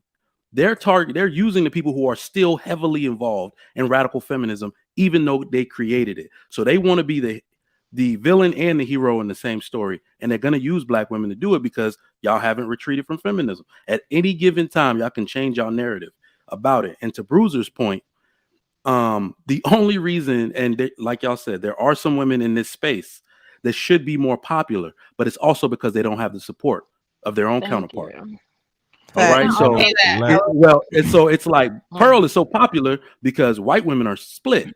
6% of white women in the UK now identify as feminists. So white women, and where is she at? In the UK. So they're going to flock to her because her message is positive, resonating. And the one thing particular about white women is that no matter how they participate in feminism, their marker in life was that they were supposed to be marriageable women. So once they start losing in that arena, they're going to give up. They're going to give up. But black women now are still in this space saying it doesn't matter. I'm independent. Doesn't matter that 1 in 9 of us under 50 are married. Doesn't matter. Still my career. All of that. So that's going to have a negative effect on how a black content creator can actually break, this cycle. So it's a vicious thing. I would say that, like, my channel is all about that, and I get a lot of backlash from black women all the time because I'm cutthroat. I'm just new, so I'm trying to get out there to where I'm myself all the way. But it's hard because the support, but it's gonna come. It's just I got to keep pushing. It is what it is. Black women don't like when other black women tell them something wrong is the issue, and that has to stop. Now a white lady comes on here doing it. Now that's a problem. I don't give a damn who is the messenger. As long as the message is being thrown out there, doesn't matter what the race is. At the end of the day, that's business. I see people own businesses and they don't know nothing about the shit, but they own it. They millionaires. It's business. If y'all business owners, y'all should know it's business. It doesn't matter. Like, so what Pearl's doing is nothing new. Like, people of other races have always capitalized off of people of color, whether they're selling you hair, whether they're telling you that music is everything. So they capitalize they capitalize off of people of color in every single space. And yes, the majority of people on her show and that she interviewed are people of color. We're not gonna, that's cap if you're saying otherwise. So she's not doing anything that her people aren't used to doing. Now, I'm not here to say I'm not here to say she's wrong or right, but we're not going to pretend that women of color aren't doing the same things. We don't have the marketing behind us. We don't have the pushing behind us, the support. We don't have that, but that doesn't mean we don't exist. And a lot of times, a lot of people prefer to hear a white woman browbeating black women or people of color than they would a person that looks just like them. Turn it down a So little bit.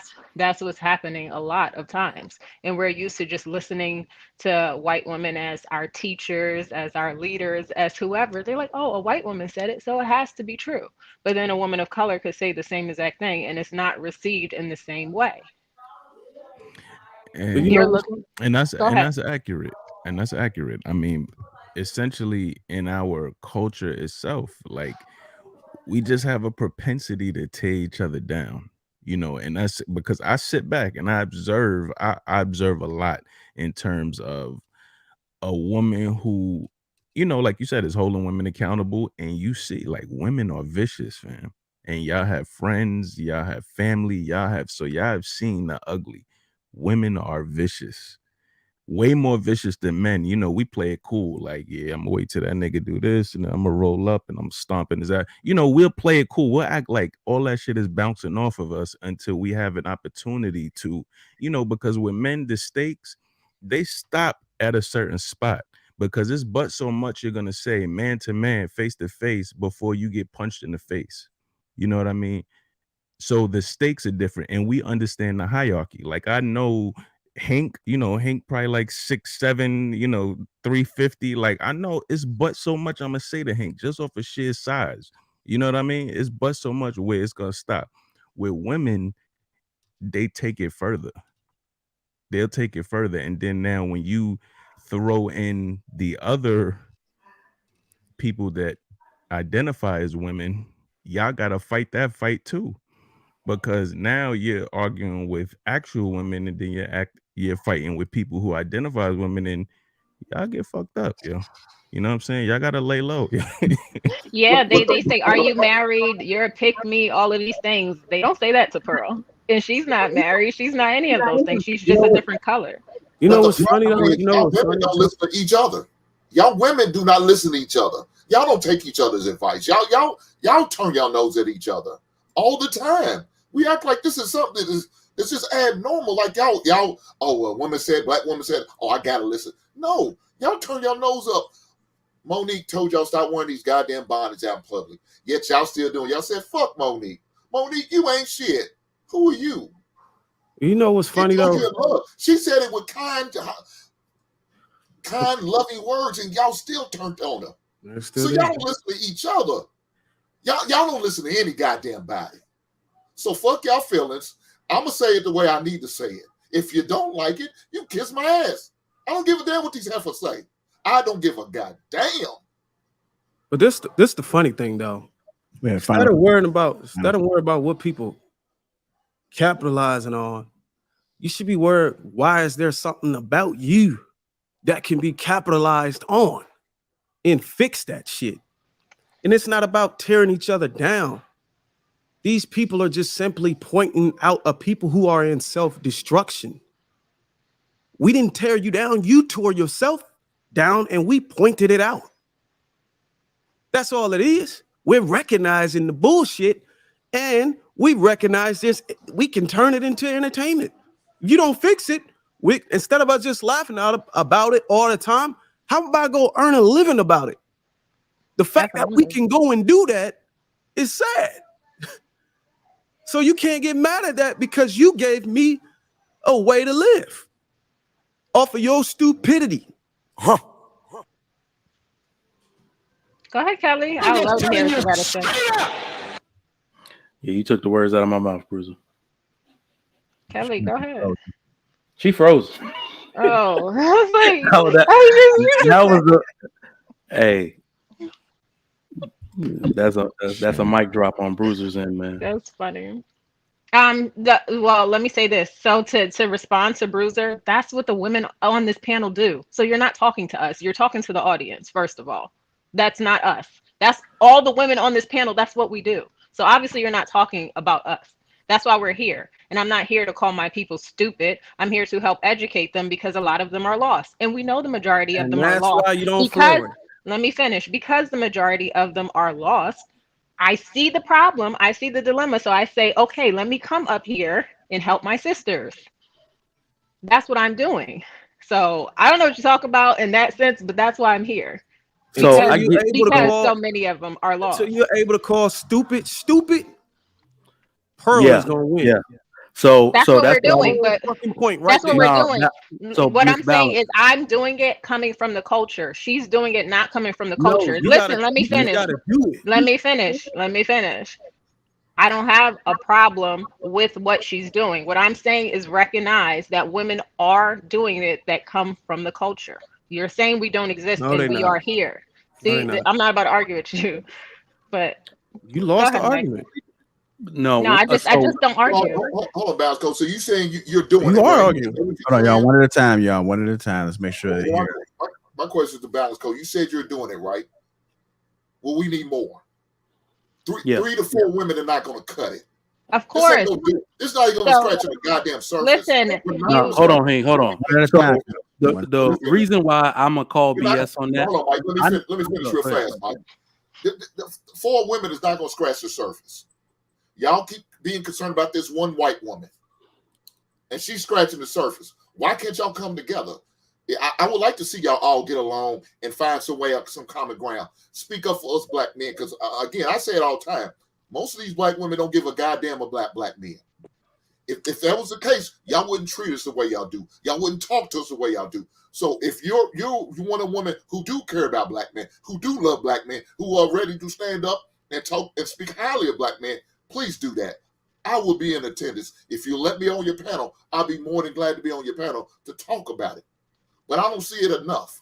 I see just the opposite. I see more women talking about, oh, black men are deadbeats. Black men are all criminals. Black men ain't shit. Black men are that. Kill all black men. Well, we need Sir, you on the panel, Hank. we're all here We need you together on the right now, panel, and Hank. I wish you would subscribe to my channel because obviously you Yes, have Yeah. not. So But we're Balance, all here right now. Come on, y'all. Miss Come on, y'all. Balance. What Come I'll on, say come is on. when I I have no see problem. black Let women, me know. I'll when be I there. see black women, you know, I do see them trying. They're definitely trying to further the dialogue. But when I see it happening, you're willing to talk about the problems in the sisterhood, but you want to be you still want to be friends with black women. The issue is that you're supposed to be talking so frankly and bluntly that you don't care if you make enemies of black women. I do not see any Y'all black not woman doing subscribed that to the in this Real space. Precious. Y'all better I subscribe. don't see. No, I no. don't see. Can you Crimson subscribe before you say that? Hold on, y'all. Yeah, We yeah. got to stop this doing this channel promotion. Doing it. We're here to have a Gotcha. conversation. Everybody shout out their channels. You know, we can do that on the back end. So let's make sure we have the conversation, y'all. So that's the thing. I see them doing it like even on these panels. It's like the second too many sisters start attacking one sister, she'll change her tune. She'd be like, I mean, the men, they got problems too. No, you're supposed to be a brick wall talking about these issues to where everybody can curse your name and you don't care because that's how much you love your community.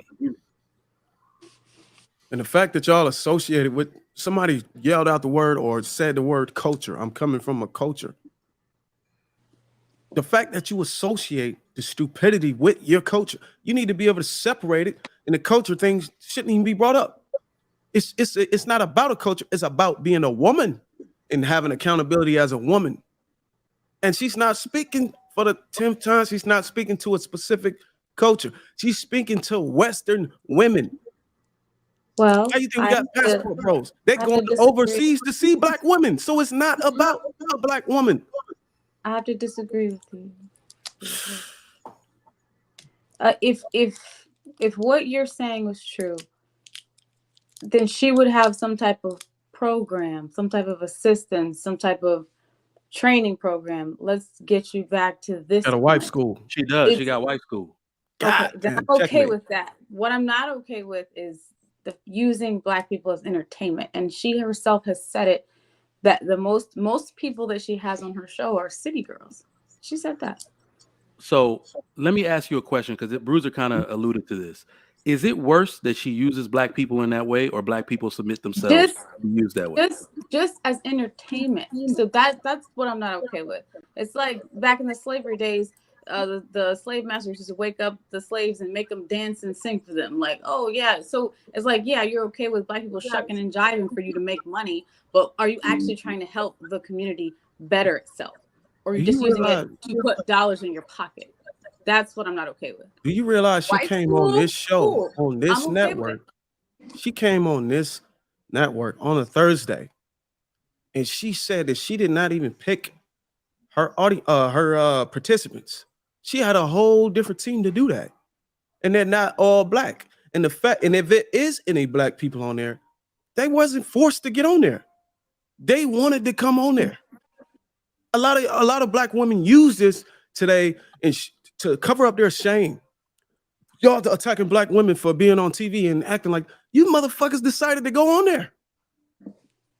You decided to go on there. Nobody told you to wake up out of your bed and go on her show. You went and did that. And you know what? It's another thing that's I think is critical what Pearl does is her efficiency. Pearl could get up, brush her teeth, and get it right in front of a camera. A black woman can't do that today on the most part. A black woman got to have her hair done, and if she ain't got it scheduled, she's skipping content that day. She got to have her makeup, her face done. You wouldn't marry It's Pearl gonna take her Bruiser. hours to get in front of the camera. But you wouldn't marry Pearl Bruiser. What? You wouldn't That's marry her. inconsequential. That's not the point, though. I'm married. Why do I need to marry Pearl? To a black woman, I might add. You wouldn't choose her. And that's another thing y'all do. Y'all cape to, oh, would you be with her? No, see, that's the reason why y'all get on the camera, because y'all want to look like somebody who somebody want to be with. Instead of putting the content out, instead of getting after the bag, instead of seizing the opportunity, you worry about being somebody that somebody want to be with. Fuck that. Oh God, that's not even the point. This what we got to move on. Yeah, we spent a lot of time. God damn it. We got to move on, y'all. If you guys just tuning in, welcome to Lapeef and Sunday. Make sure you guys get the likes up. Also, make sure you subscribe to the channel. We got some super chats. Clement Gray, $2 also a member. Everybody mute in between. Clement Gray, $2 also a member, says your smile could never resist precious smile. Clement Gray, $5 also a member, says Bruiser, you're wrong. Security boss, Crimson Cure. Danica, just 3 sisters that hold women accountable. Problem is, most women ain't listening. Shout out to Marriage, Politics, and Sports with the $50 big ball. Just Pearly Things doesn't talk about black issues. She talks about relationships from a male point of view in general. She just happens to include black and ethnic voices in the space. Marriage, Politics, and Sports, $10. Appreciate you, brother. Again, it's ridiculous to think a black woman can't do what Just Pearly Things can do. There can be more than one. It's a falsehood that is targeting women of color. Ayan Simmons, 1999, says Shahrazad, there we go. Ali started it all.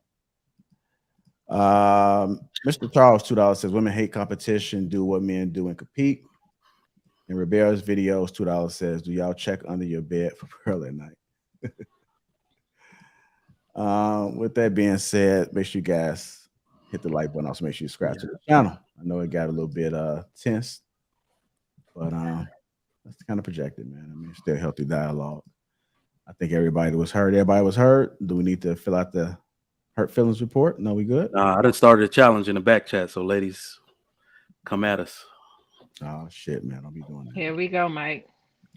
All right, shout out to the sponsor T Channel again. There was a post that I seen where it had 4 reasons why men lose interest in relationships. So I kind of wanted to comb through this real quick to see what you guys' thoughts are. The first one was when you number 1, and this is one of the reasons why men lose interest in relationships, when you suddenly expect more from him. If a woman asks too much from a man she barely knows in a relationship, he as a man consider that woman to be a gold digger, and he leaves that woman as fast as he can run. Is that true, man? Yeah. Yeah. You want to expand at the restaurant? Yeah, and it's 4 of them. Everybody don't have to talk. So if you want to speak on it, just go ahead and speak on it. The ladies are able to speak on it. They do have some experience or some perspective on it as well. Go ahead, Mike. Oh, was it me? I thought you said something. No? I did. Well, yeah. So I've noticed this throughout my life where I believe someone said it earlier. I don't know if it was Miss Balance or someone. Comparison is the thief of joy, right? And that is what I see coming in this situation right here. That's relevant to it, rather. I believe that women are perfectly content with the man they fall in love with, and then they start comparing their relationship. You accept the man for everything he is at that time. You fall in love with him. Maybe that's as far as his ambition wants to go. I want y'all to realize that people keep saying they want a six-figure man, they want a leader and all this. Every man is not going to be that. Some men are perfectly content with that 1,500 square foot house, 2 kids, and a wife. They come home to them every night. Nothing says he has to be any more ambitious than that. But some men can tell when their woman goes to one of their friends that's super successful, right? She's a doctor, her husband's a doctor. They got this big old, 5,000 square foot house. Now, all of a sudden, the woman start tripping on that man. All of a sudden, she wants more from him. She's asking him if he's going back to school because she immediately expects more from him, even though that's never who he set out to be. And she thought he fell in love. He thought she fell in love with him and accepted him for who he is. So I see that a lot happening these days. Obviously, we know it's social media and it's women wanting to live a life of luxury. And I believe that's where that comes from. I say this is false. Men got issues providing and for a woman on any scope. I think they're just using that excuse and they probably just broke. So they ditch her. Like me personally, if a woman should be able to come to me with her problems and I should be able to fix them. I should be able to provide for her, protect her, do all those things. And if I can't do that, then yeah, I would use that as an excuse and call her a gold digger and bail out. Me personally, you shouldn't be dating if you can't do those things. If a woman can't come to you and ask for anything, you shouldn't even be dating. Build yourself up to where you can be able to do whatever you need to give her whatever she needs. She's gonna be loyal to you. And if you put the D down after that too, she ain't never gonna leave.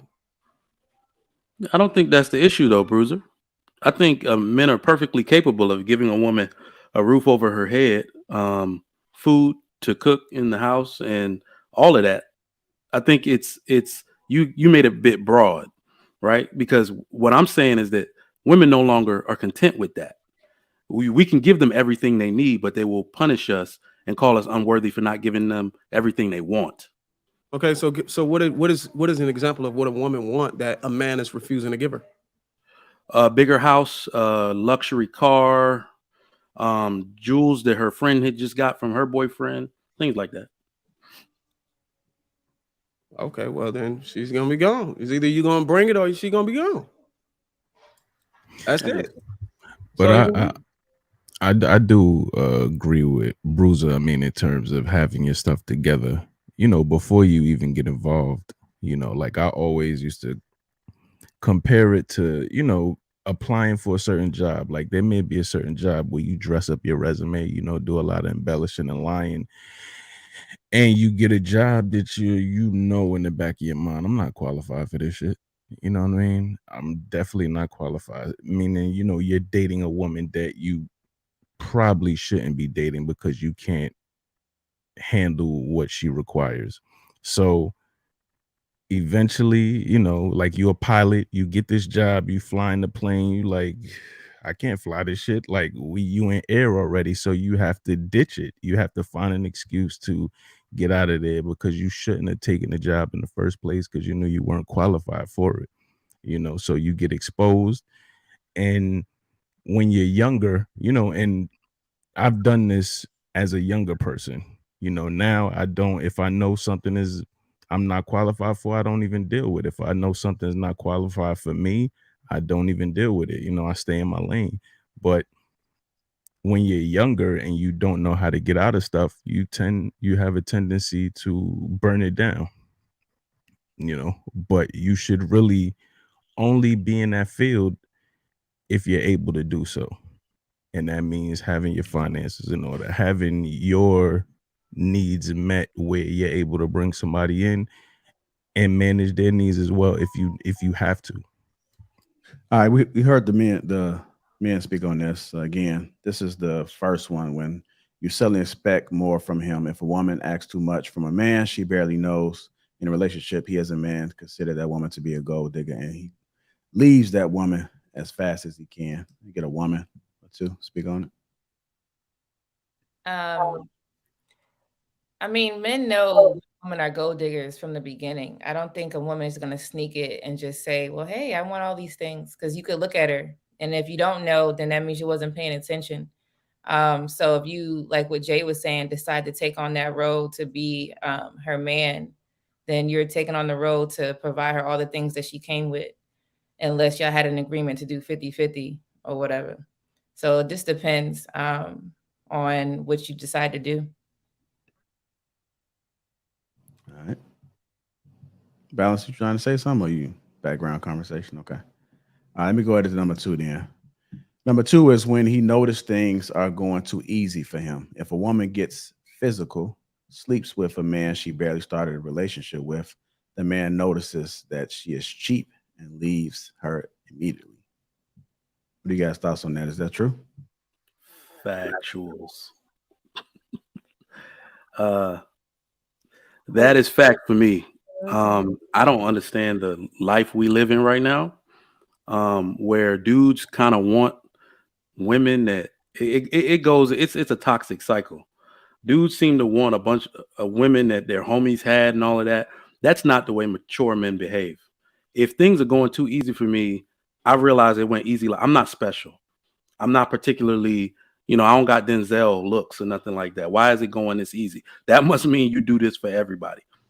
All right. And I think a mature man that is trying to get himself a substantive woman, a woman to perform wife duties and all that, that should be very high on his list.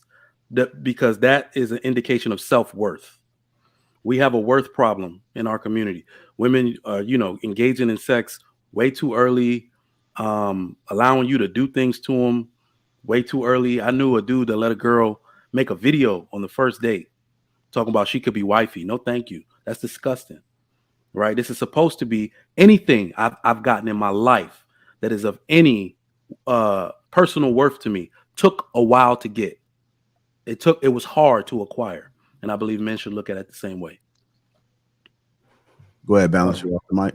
Oh, go ahead. Yeah. Mike, I had a question. Are you married or have you ever been married? I am married, yes. Okay.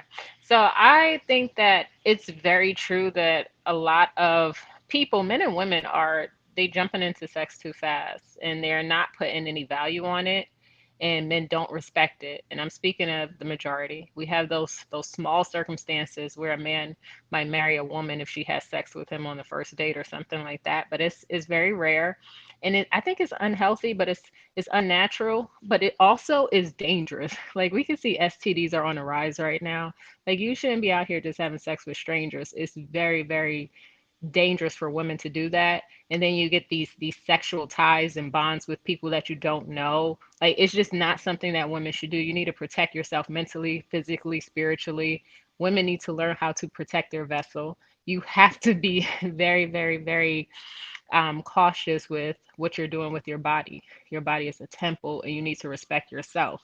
And I tell women all the time, they're like, well, a man disrespects me. I'm like, a man can't disrespect you without your permission. So women are letting this just happen way too often, and they're wondering why they're not sustaining healthy long-term relationships. So even the women I talk to, I tell them all the time, hey, you should be having a commitment, a marriage, something before you're just out here just sleeping with men. They don't respect it. And then eventually you're going to just end up really not loving yourself. I think a lot of times they have that lack of self-love, and that's why they're out here searching to get it from men. They're searching for that externally because they don't have it internally. So it is true. This happens all of the time, especially in this generation. And it is unfortunate because it is looked at, I think, by men as a woman cheapening herself. And now she's like, well, they're not committing to me. It's because of your behavior. It's because of your actions. So I think women need to change the way they're moving if they want something long term and want something real that's gonna last. So yeah. There needs to be. Oh, go ahead. No, what I was gonna say is false. False, false, false. God damn it, false. So in this particular question, I believe I'm special if a woman gives it up to me on the first date or whatever, or too easy. And I recognize she won't do this with, every man. A woman, if she want to fuck, she gonna fuck. I have the charm. I have what she wants. She gonna do what it do. A woman don't have power over her vagina, and women recognize that. That's why they had to go push for laws and policies so they can be sexually liberated to mask that fact that they don't have power over it, so they can eliminate shame and guilt from it. So a man has power over the vagina. If I see it, if I want it, I do the necessary things and I will get it. Women don't have no power over her vagina. She never has. That's called That's rape. why we have a community like we have it. That's why we have fucking different fucking brackets of fucking groups and shit like that. Because a woman doesn't have that power over herself.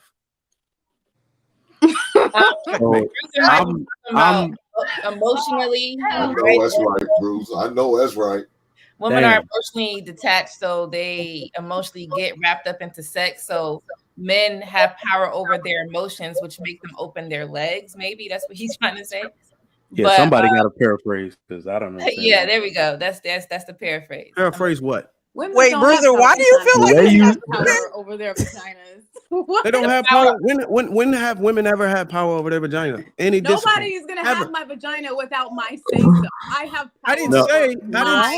I didn't say he was gonna warp you onto his fucking lap and start having sex. One at a time. They cannot hear us. They cannot hear. I'm saying you never had power over your vagina. Any discipline, period, ever. A man always had power over the vagina. So a man always had sway over the vagina. Anytime a guy walks up to me, I'm just supposed to start dripping and be like, "Oh my god, he's coming!" So Kelly, the reason why the reason why dating support, I have gone on dates and not given it up so many times. So the reason why Lady Di had to paraphrase was because the way Bruiser said it, that's what it sounded like he said. But maybe it does have a deeper. For him. So wait. What Bruiser is saying has relevance in better context, right? So what he's saying is the reason why women come under their father's covering and then have to be passed on to their husband is because everyone knows that women are susceptible to the man they want. Not every man. The man they want, you're going to spread those legs. Period.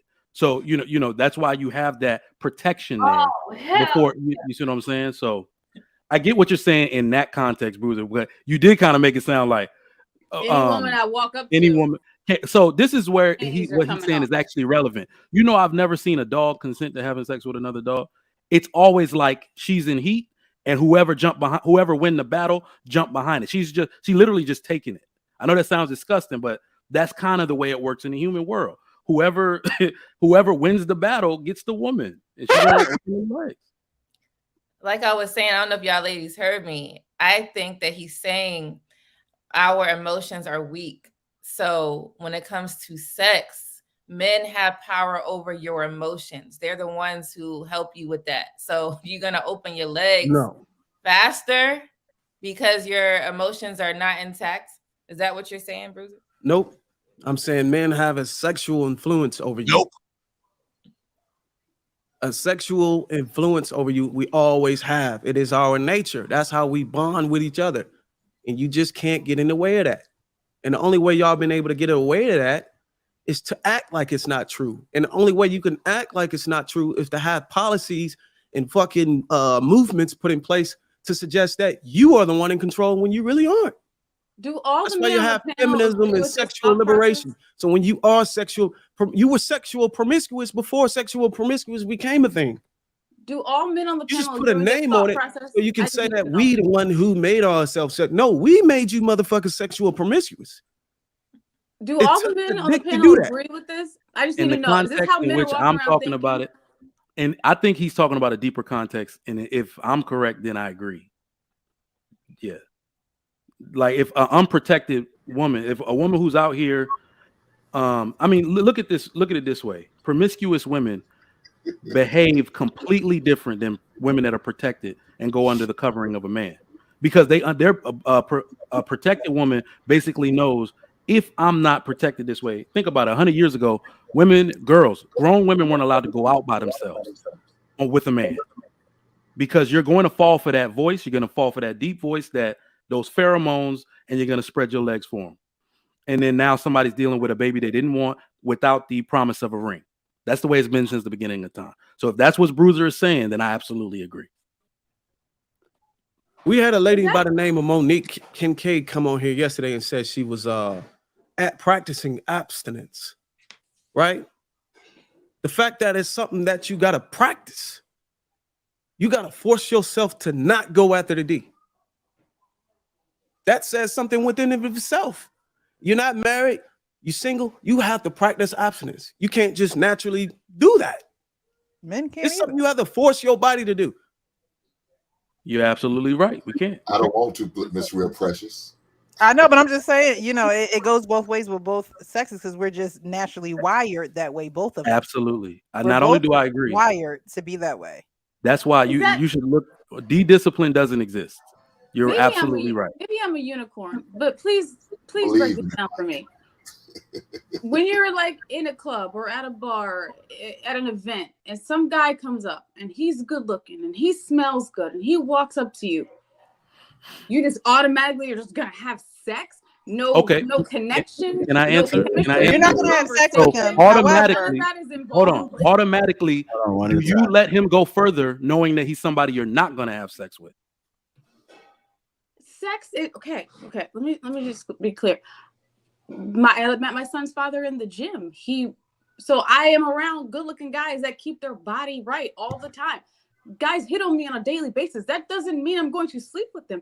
Good looking or not, it's about Do you make up your mind as to whether they are going to get the booty right then and there? No, because it has to Okay, do with wait. Even better question. Hold on. Even better question. Thank you, Precious. Do you think in your mind, can I see myself having sex with this guy?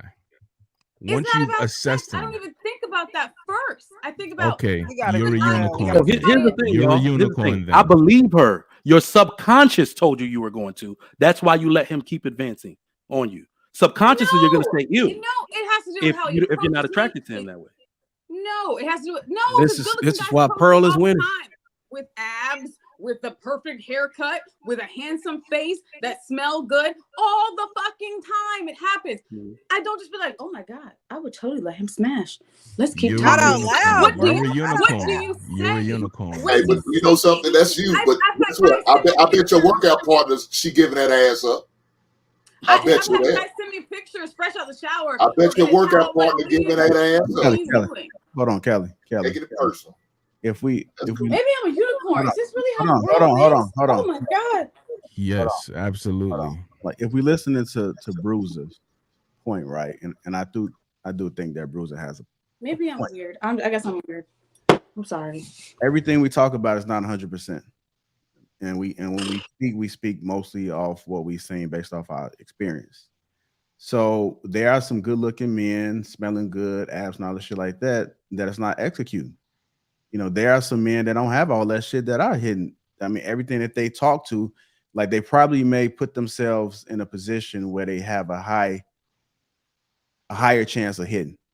You got some guys out there that just hop in every single situation they can, and they don't hit on every one of them. So there are okay, but JR, when we first met, I gotta finish. I gotta finish. Go ahead. Gotta finish. Okay. So I agree with Bruiser. If I look back at my history, right, there has been, I can't really count on my fingers how many the times when somebody said no, or I didn't hit, or I didn't execute whatever it is that I wanted to do. That could be just me. I must be hurt. That could be just me, but there are some guys where when they put a woman in a certain situation and it starts within her head, that he knows 9 times out of 10 when he gonna smash. It could be before the night is over. Maybe he don't want to smash. You know, there are some guys that enter the arena that can dictate and determine the outcome, because you have to understand how the mind works. You got to have situational awareness. You have to understand what's happening in the moment. You have to be able to say the right things. You have to be able to read bodies. You have to be able to have an understanding of female nature. All of these things play into the mind. I mean, coaches do it every day, right? Right, coaches? Yeah, I want to say something to you, JR. Yeah. Facts. You know, like so you guys have an understanding of how the mind works. That's where it starts. You got to be logical upstairs, and if you're logical upstairs, then you can make it make sense. Some people know how to react quicker than others, right in the moment. So And does the that's guy know when he meets a woman, like how long it's gonna take him? Does he know? Oh, this is gonna take me months. This is gonna take me a year. Like, does he know that? It all depends. It all depends on the choosing signals that he might have been getting. He could have got some choosing signals, and then he might know he got a higher chance. I mean, sometimes it may come within a conversation. You know, Look, there are some guys that know when they just blew it all right in that moment. Because when you first meet somebody, there's a certain amount of time that you have to be able to execute within that moment. So there are some, there are some guys that may take more risk in the moment and not really care. You know, some guys may be a little bit more relaxed. That's the reason why we say some guys that sit back for years, because they have other options. You know, they just wait on an opportunity for something to go wrong, and then ta-da. So what you're telling me is people don't value sex.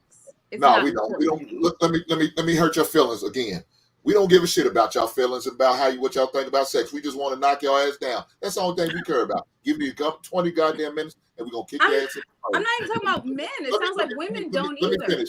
I know, but let me finish. We're not talking about the women. We're talking about the men. That's the only thing that matters right now.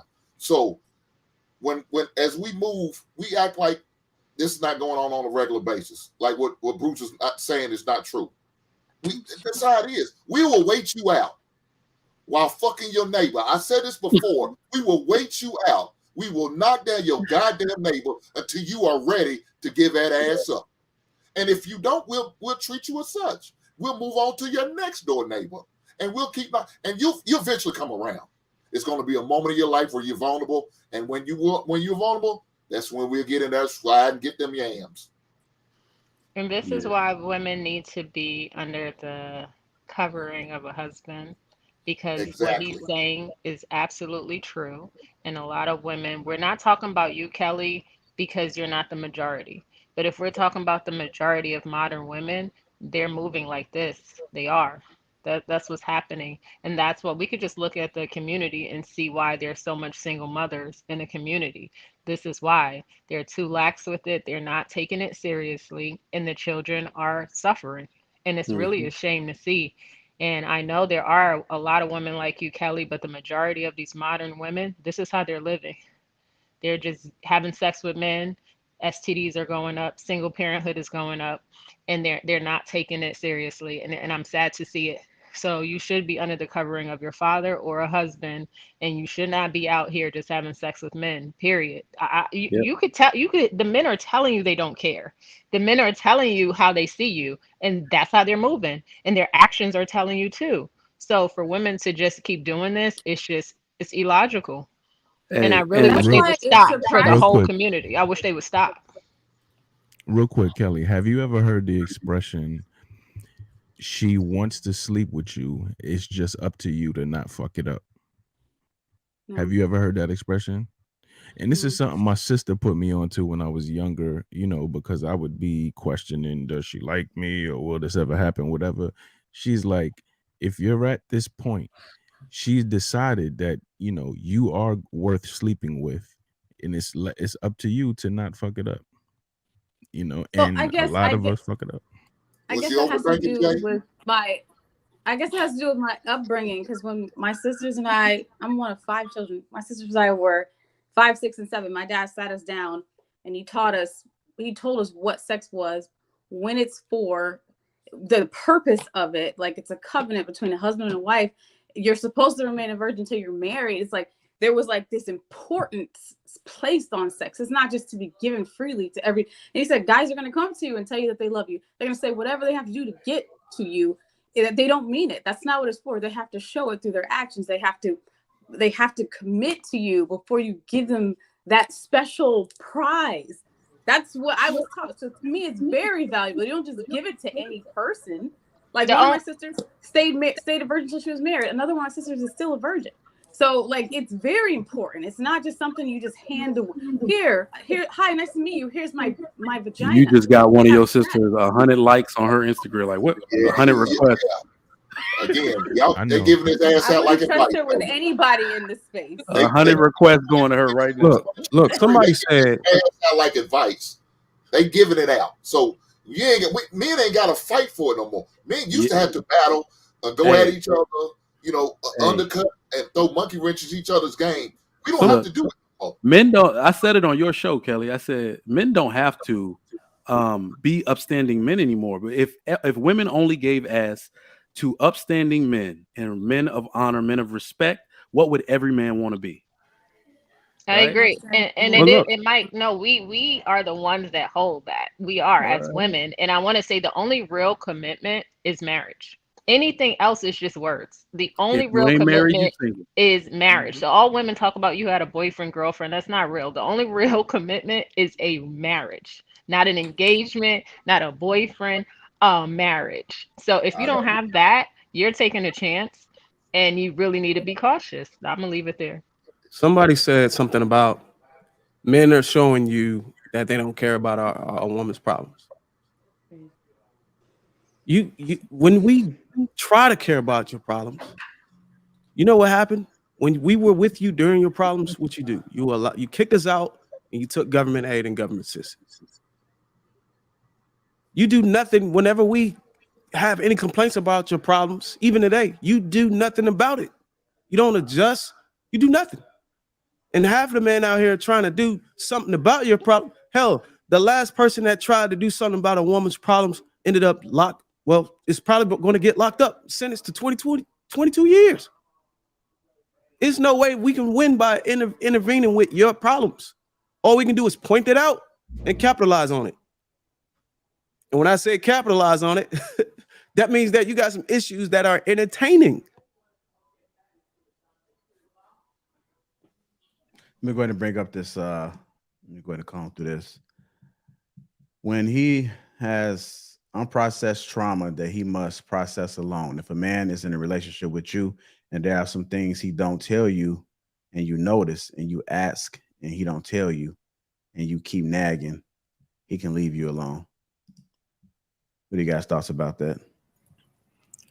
I believe that's true.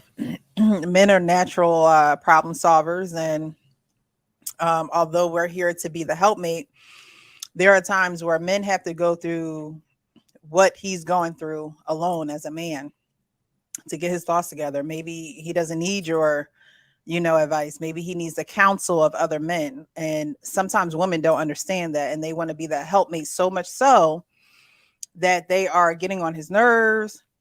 They're not listening to what he's saying, and that can cloud a man's brain. And I'm not saying that he doesn't get counsel or doesn't get advice from his woman, but when it goes into the nagging stages and you can't understand why he needs that alone time, he can create that distance from you so he can get that alone time because you're not understanding that. All right. Anybody else want to speak on it?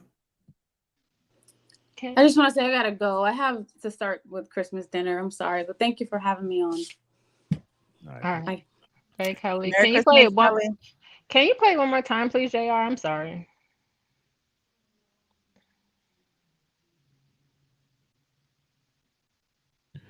When he has unprocessed trauma that he must process alone. If a man is in a relationship with you and there are some things he don't tell you and you notice and you ask and he don't tell you and you keep nagging, he can leave you alone. No, that's true. I agree with that. Sometimes I think men just need their space, and they need that time to heal and work it out and let him come to you with it. The women do have this thing where we want to nag and we want to know the answer right away, and it does hurt the relationship. So I agree with that. All right. Well, let me say this.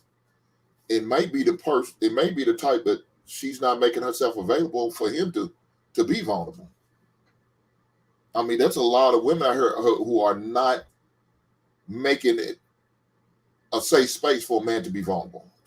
I'm not trying to promote no show. I'm gonna talk about it. That's what I'm gonna talk about it. But being vulnerable with your wife or your girlfriend or your lady, whatever the case may be, is a beautiful thing.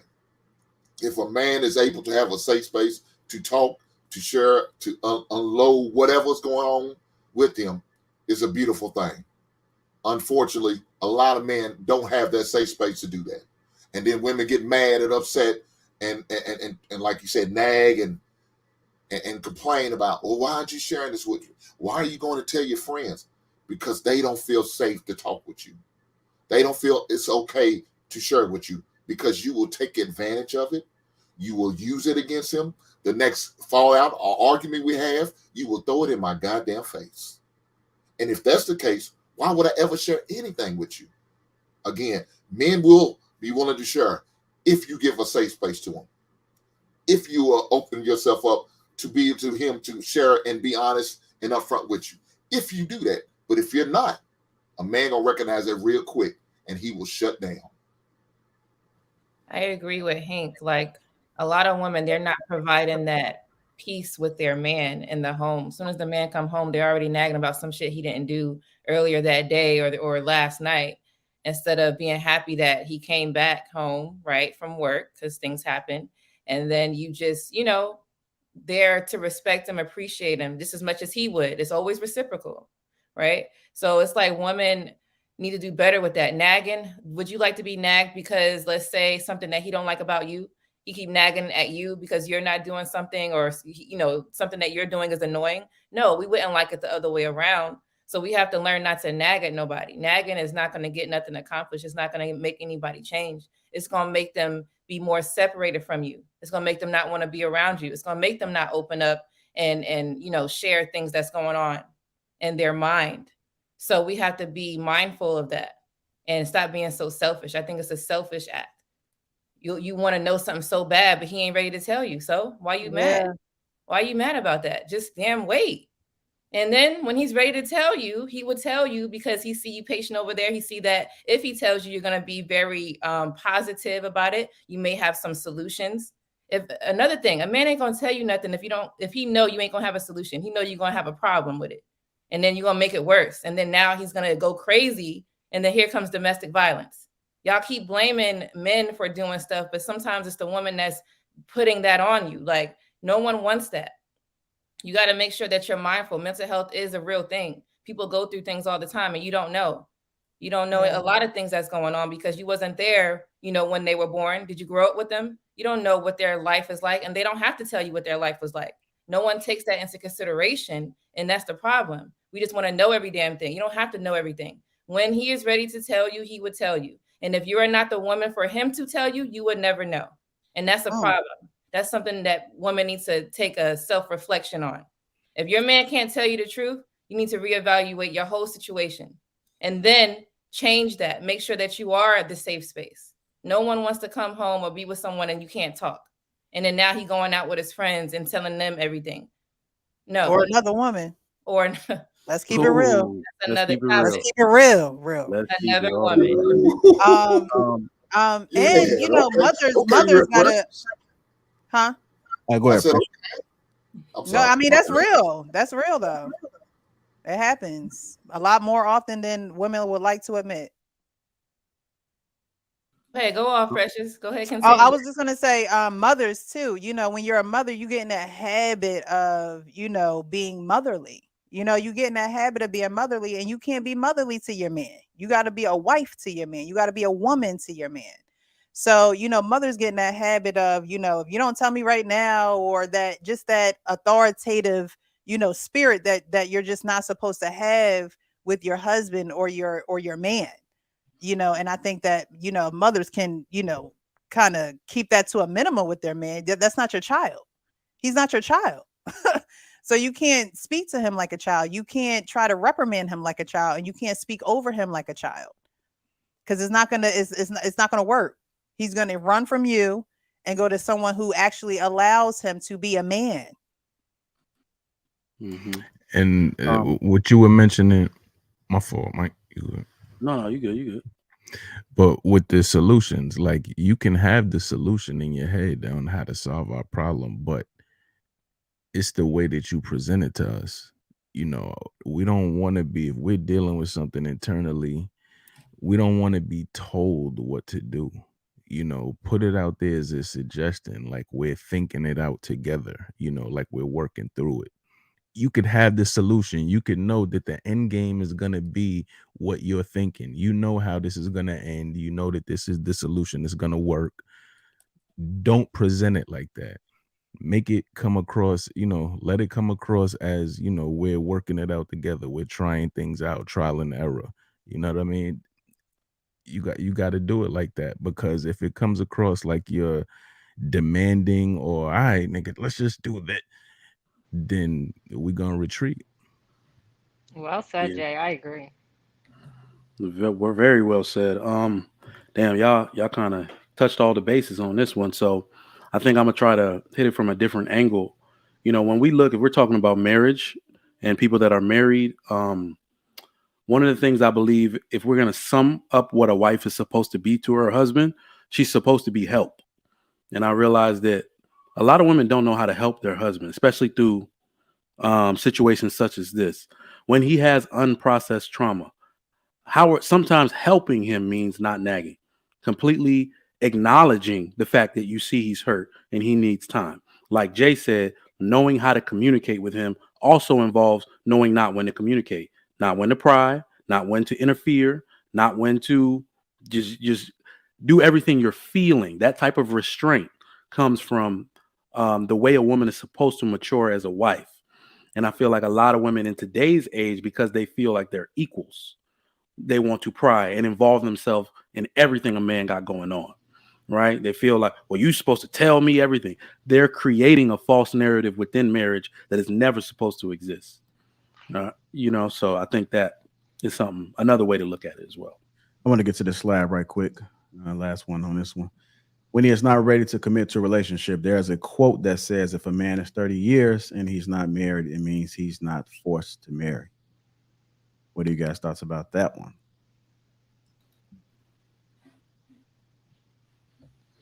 Go ahead, Mike. Hank. Oh, yeah. That was my story. My dad got up in my face, like, what you out here doing, boy? Like, you know what I mean? So I got engaged at 30, married at 31. So, in my culture, they like, what else is there? What are you doing? You supposed to have had kids by now. And in my family, the dynamic was actually more serious because I'm the eldest. All right, my brother got married 2 years after I got married because he's just like, well, Mike ain't gonna do it. I don't gotta do it either. Right. So, there's a lot of weighing on the fact that men need to kind of be serious about this. And I think I touched on it in the previous one. There's not anything requiring men to get married. You remember, a woman is supposed to save herself for that. If you get the milk free, why you got a body cow? There's really no incentive there. Everything in life works on incentive, right? So I say all the time, marriage is for religious men, traditional men, and broke men, right? So I got married because I'm traditional, right? It was going to be forced upon me to do so and honor the woman that way. But for the modern man just out here that's not bound by tradition, not bound by religion, and he's doing well for himself, what incentive does he have to get married? Because he can get he can get the best women without that commitment. So I think that's something to be said about that. Mike, say that again. The traditional man, the broke man, and what else? Traditional, religious, and broke. Oh, wow. I've never heard that. That's who marriage is for in the modern society. The broke, I guess you're coming from like the benefits. They want to attach themselves to a woman to survive. Yeah. Yeah. Or man has made mistakes. Let that one get away. I just got a text from the one that got away. Merry Christmas. You know what I mean? Telling my parents sent her a card, but you made a mistake, so you like, damn. What, she married now? Yeah. Oh, damn! I was like, go get her then. But yeah. You know what's true that? Don't let a husband get in the way of your wife. Like, I just said that to somebody. Your parents still sent her a card? I'm sorry, I'm still trying to figure this out. I'm nosy. Yeah. Wow. I would say any man waiting that long to get married, he's probably just waiting until he get established and he's able to be a husband. and also he's probably out having fun, and he realized he want to have children. So it makes sense to get married so you can get the children the best life of having two people in the household. So I say the man who's waiting till 30 is a smart man. And it's not got nothing to do with him being broke or anything. It's just he's looking at the odds and he's making the right decision based off of what he see. That's all there is to it. Yeah, there are some men that do that. Like, I know someone that did that. They stayed together like 5-6 years. And I asked him, I said, oh, why don't you want to get married? Because I see they had a good relationship. I thought something was going wrong. And he was like, no, I'm just waiting for the right time. I'm not there yet. I can't provide for her yet. I was like, okay, that makes sense. And within a few years, when he was able to be financially stable, they got married.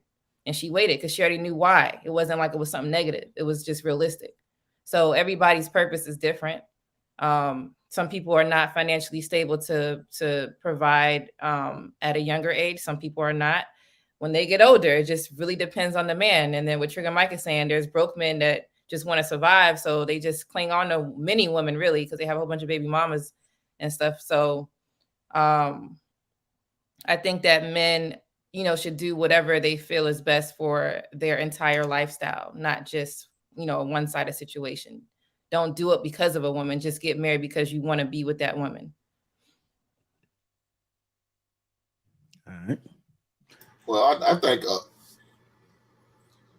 as women, y'all got to have standards, and if your standards is wanting to be married, you need to express that to that man.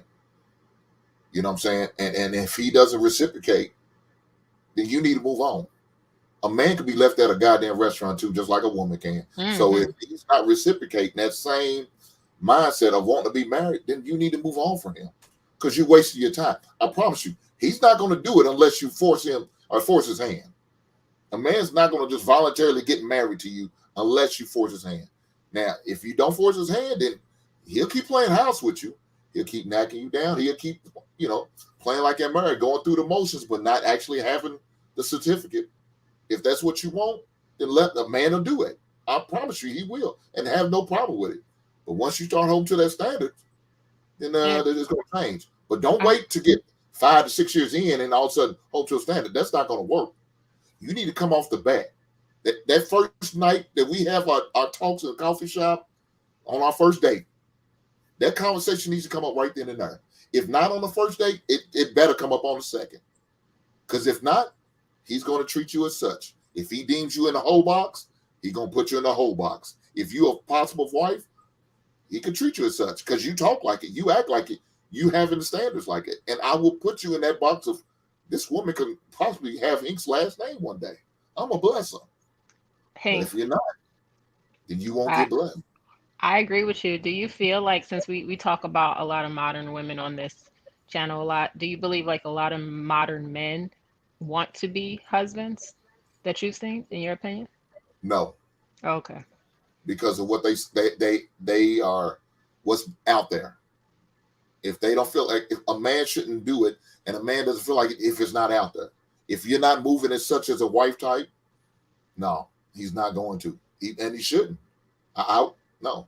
Enjoy being single and doing single man shit until you feel like you're where you need to be at. And if you find that woman is where you're looking for, then cool. Then adjust. Then move as such. But if not, no. All right. Go ahead. I was going to say what Hank said is they don't have any requirements. Well, men are starting to recognize that you can't even look to women today. You can't even look at a woman to see what is required of marriage anymore, because there is no requirements for the things that we initially want out of a woman that just freely given now. So now the requirements is solely based on what's required to be able to raise a child and give him the best option. And that tends to be marriage. And like I said again, and a dual parent household. And it's not about love and no more companionship no more, man, because this thing about happiness that's just trump everything. And then once a woman run out of happiness, she's gonna be gone. And a lot of men don't want to lose it all of that. Yeah, we're going to go ahead and get to the meat. Well, before we do, we're going to get through these super chats real quick. Periodically, mods, can you drop the panel members' channels in the chat for them? Marriage, politics, and sports, $10. Come on, guys. Can you tell him any man that he's a loser if he can't give a woman all she wants? To say middle class men don't have his stuff in order is crazy. What world is everyone rich? Damn, gee, mute up. You sound like a damn oxtail or something. Still low key, 21, $10. Bruiser. Bro, that wasn't me, bro. I've been on mute. That was a good joke, Jay. I like that. Yeah, I like that one too. The difference between y'all and Pearl is she leaves no excuses for bad behavior. Y'all always come with an excuse or a reason. Men don't respond to that and call y'all on your BS. There's no excuse.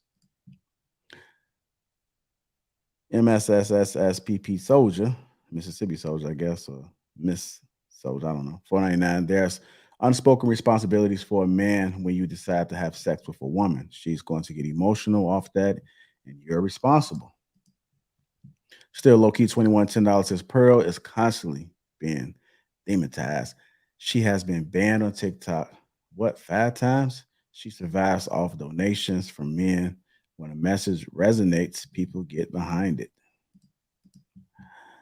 Clement Gray, $2 also member says women want to be married, but not want to be a wife. Ooh. That one hit. Hit that sound effect, bro. No, you trying to act like he ain't got no sound effects. For me? Yeah. Yes, hit that sound effect, bro. Anytime you hear something that's on just you, telling you straight up. Still low key, $25 says, damn, I see everything I said got ignored, and that's why y'all losing. I think that's it. All super chats for right now. I appreciate everybody that has donated. If you haven't already, make sure you hit the like button. Also, make sure you subscribe to the channel, and shout out to the sponsor, Teej Channel, Uncomplicated Skincare for Men. 30% off along a free gift. That link is in the description. Go ahead and click that and feel a Teej. I told you I had a dream about Teej last night. Oh, yeah. Hey, you got to share about that dream one day, JR. I thought it was rubbing all over my face, man. Woke up, I felt like the white Jesus. What's a joke, y'all? JR, before you go to the next topic, I just want to make one comment because I think it was 3 chats about Pearl. And I just want to end this thing about Pearl, so we don't have to keep talking about it. Come on. You can end it on the back end. Okay, go ahead. Yeah, I'm gonna give you the whole screen. That way you can say whatever it is that you want to. Nah, you good. You ain't gotta do that. It's just what I was about to say would have been needed for the live. Yeah, I'm gonna definitely hit Pearl up and let her know. Nah, you ain't gotta do that. 10 toes, rocking with you. I'm gonna see if there's any possibility to fly you out there to the UK. No, I'm good. Good. You sure? Well, she talk it over with your wife and get on that and get that white lady. Well, she in the States, so I be his second wife. Bro, she's in the state. I'm not gonna tell her whereabouts, but she's in the States. So if you want to connect, let me know. Nah, I'm good, man. She all right. She doing well on her own. Okay. You don't want her to be your second wife, Bruiser? Nah, I'm good, man. I want that Lupita woman. If I get a second wife, I'm going for the Lupitas of the world. Y'all know who Lupita is. Lupita, a modern woman, bro. You don't want. Hey, I can. Anybody on the cast, anybody that was on the cast of the Woman King 2, aka Black Panther, Wakanda Forever, they a modern woman, bro. Man, look, Nah, I can make she wasn't anyone. on that I got the cast. power to make any woman bend, bro. For me. Bruiser, No, I'm calling Bruiser Wakanda the Forever special one, the chosen Oh, one. I got you. Special. I got that mojo. Bruiser is the male unicorn. So. I know that's right. He said it looked like a unicorn. All right, let's go ahead and get to the meat, man. What we doing, Bruiser? So Lupita gonna give it up to him first How you night. think they call me no Bruiser? questions asked. How you think they call me now, Bruiser? Sir. Let's go to get to the meat, and we know the ladies like the meat. Ow. Hit that like button if you haven't already. Make sure you guys subscribe to the channel. Now to the meat. To the meat. Is it a status symbol when a man has, I missed out on a beautiful woman? Is it a status symbol when a man has a beautiful woman? I was having a conversation with someone, and they told me that men are often judged by the woman that he has on his arms. That when he walks into a room, and they spoke specifically about wealthy men, successful men. That when you envision these men that have all this money, what do you envision? What type of woman are on their arms? And how men look at other men based off that woman that they have on his arm when he walks into these spaces, when he's visible. So I want to have a conversation about, is it a status symbol when a man has a beautiful woman? Let's talk. I don't I don't think it is, because I think when you're a man of a certain status, 9 times out of 10, you're gonna have a beautiful woman. Like that's required. Whether they paying for them or whether, they're gonna have a beautiful woman on their arm. I think what they're judged by is what the woman has in her head. You know what I mean? Because everybody in the room has a beautiful woman. So what's going to separate your beautiful woman from everybody else's beautiful woman? And once you hear her, talking about football, and she knows who Cam Newton is and knows who, you know, football players, or she knows about politics, or it's like, hold up, they probably looking at him like he crazy. Like, hold on, dog. She got a brain? Where'd you find her? You know what I mean? Like, they probably looking at him crazy. Like, not only is she beautiful, but dot dot dot. So everything else outside of beautiful is the status. I would agree with Jay. Yeah. I believe that men should have what they want, right? Men should have what they work for. And most men who have money have worked to have someone beautiful on their arm. However, it is what she knows, it is what she brings. It's not just her looks, because looks fade, right? Beauty fades. So at the end of the day, you want someone to be on your team that has more than looks. But is it a status symbol when a man has a beautiful woman? It depends on who that woman is and what she can bring. Just being beautiful is not enough. Yeah. Go ahead, Trigger Mike. I'm still formulating my argument. All right, I'll go. So, damn right, it's a status thing. And the number one reason why I think it's a status thing, because beauty is becoming something that is unique in society. Beautiful women, in shape,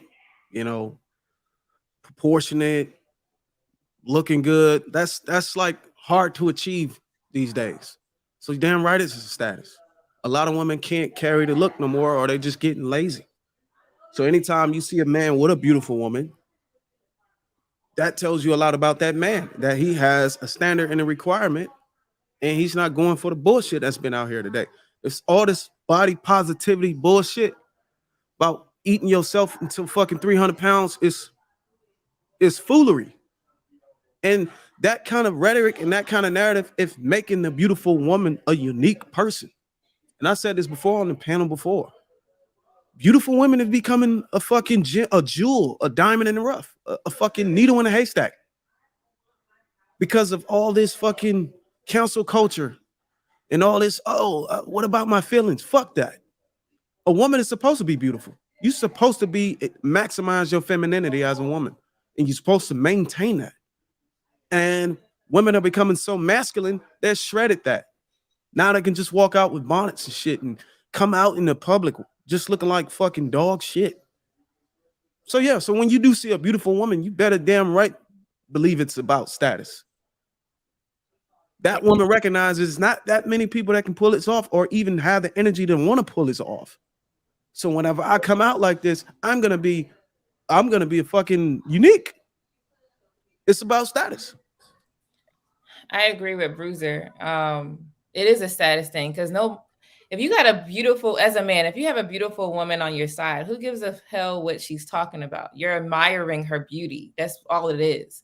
And if you're a man of respect and honor, you want a woman to represent you, represent that, like, your charm on his arm. You know, you don't want to be a woman who just looked like she just woke up out of bed.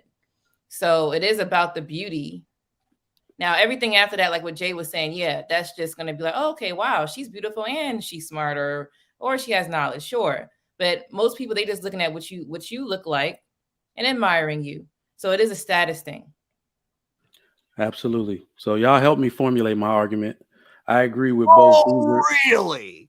Oh yeah, indeed. I agree with Bruiser and Lady Di. It is absolutely a status symbol, and we need to dive further into that. So it is a status symbol for your wife to be beautiful, and it's better if she's a complete woman, right? But beautiful is that marker for most successful men. It really goes into how you view yourself as a man. People can judge you based off the way your woman looks. It's a sign of your confidence, all right? A sign of your awareness. And what I mean by that is if a dude who's really doing it gets with a really big woman, he's not really aware. People can judge him because of that, because men honor a woman's beauty, her youth, and her fertility, right? You're basically asking, you don't have kids yet, but you're asking for her to be a high risk pregnancy because she's overweight. Where is your awareness? This is the stuff my own father has said out of his mouth. All right. When I brought a girl that was too thick, she wasn't even big. She had a nice waist. This dude looked at me and was like, come here. You're not going to like that after she has 3 of your kids. I didn't know what he meant then. I know what he meant now. Right. So people, it's awareness. Yeah. I didn't have the awareness at that time. I got the awareness now. So people really can judge men based off the decisions they make. It is absolutely a status symbol. We got to think it's Christmas, right? Go on the Instagram pages of all the athletes, all the high powered execs that you know. Everybody attended a Christmas party. Everybody's wives were invited. Go look at those group pictures. Wives are knockouts. Okay, because they understand that this is a confidence factor. When we go to these retreats, I need to look like alpha because I am alpha. Alpha acts like one. And the way I can show you that and project it out in my life is through the decisions I made, or more importantly, the most decision I will ever make, which is my woman. So it should absolutely be a status symbol. I guarantee you Lizzo's fiance or husband is not invited to any alpha retreats. Right? Why we haven't seen him yet? Y'all seen him? He ain't invited to the party. When be like, who husband? No, leave him out. He makes bad decisions in life. I know it sounds cruel. I hate to say this, man, but somebody got to say it. When we talk about black women and the weight issue, black women are running around here like this. Tons of black men at they expense that they can just choose from, knowing that the opposite is true. That I wouldn't say there's a lack of men, but there's a lack of women who look the part to actually link herself to somebody's worthy and able to give her to see what she got to offer and in exchange give her something because of your fucking beauty.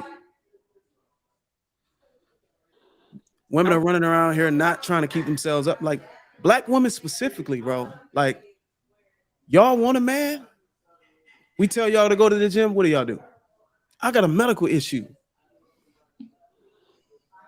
What if, I don't know. Is that the only excuse? I think that's the main excuse I hear.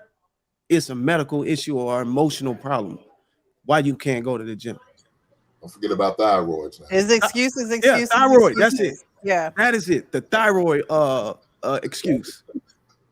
But if they look up how to, cure all that, there's many ways. Exercise is always a cure for many things, even when you're sick. Even when you're sick, like if you ever catch COVID, go work out. That shit will go away quicker than you ever thought. I was going to say too, status. Men like beautiful women, even if you're not with that man, they like to admire it. So I'm gonna give a personal example. There was a time in my personal life, there was a time where me and my husband wasn't even married yet. I went to his football game, walking, about to sit down to support. Later on, he told me that most of the men on the field was like, who's that girl that was walking, blah, blah, blah, blah. He was like, oh, that's my girl. So for him, who knows how he was feeling or those men were feeling? Like whatever Trigger Mike was saying, they were probably looking at him a certain way. Like, wow, okay, she's a beautiful person, whatever. Did they care what came out of my mouth? No, I don't give a damn. They didn't come to me and talk to me. It was just like, okay, for them, that's what they like to see. So it's status for sure. Who knows how they looked at him after that? Anywhere he goes now. So you must show, as Black women, you must represent your man well. Whatever it is that you like, do that, and whatever it is that he likes, do that. Because at the end of the day, they're gonna look at you. And there's plenty men that have women too that are not putting their best foot forward, looking like a damn fool for sure. There's women, I remember before my husband got with me, there was times where I hear stories like, oh, why she didn't brush her hair? Not me, but why she didn't brush her hair? Why is her clothes hanging off her ass? Why is these things happening? They looking at that person like, why the hell you with this fool? This is a child. So it's gonna even if you have money, if you come with a girl that's not taking care of herself, they don't give a fuck about that. They're like, what's wrong with you? It's all status. Who gives a hell what comes out of the mouth? It's status, big time. I just wanted to highlight a couple things real quick, because I know Jay spoke about the woman that has the brain and the beauties, and then we spoke about the woman that got the beauty. To me, and it's just my opinion, right?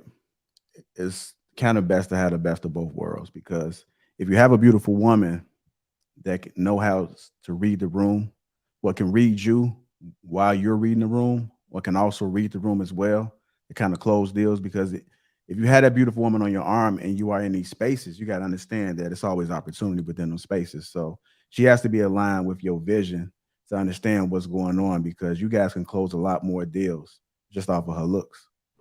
Preach, preacher. Sorry.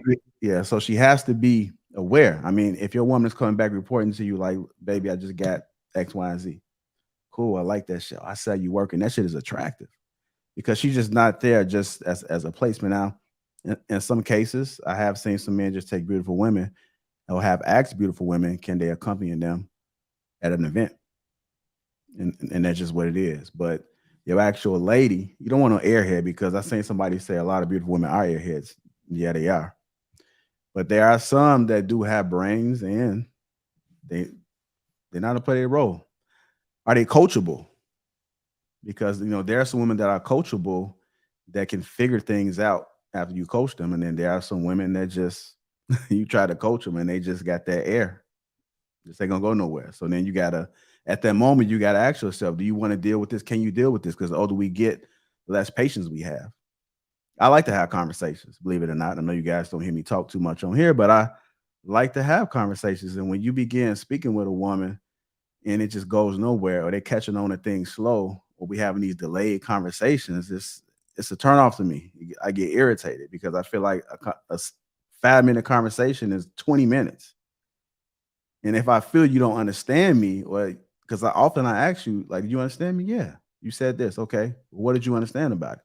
If they can't articulate what they understood, then we got a problem, because then like your mind is not thinking at my level right now. It's important for people to understand what it is that I'm trying to convey to them, or understand the moment. There are a lot of times, even when in these spaces, in these rooms, that women don't pick up on something. And you can't give women too much grace, right? I do understand some women can be a little airy at times, but for the most part, right, we can get on that 90 percentile that she's able to understand things without me having to tell her in certain situations. Then I think we good. I'll take it. So that's just my talk.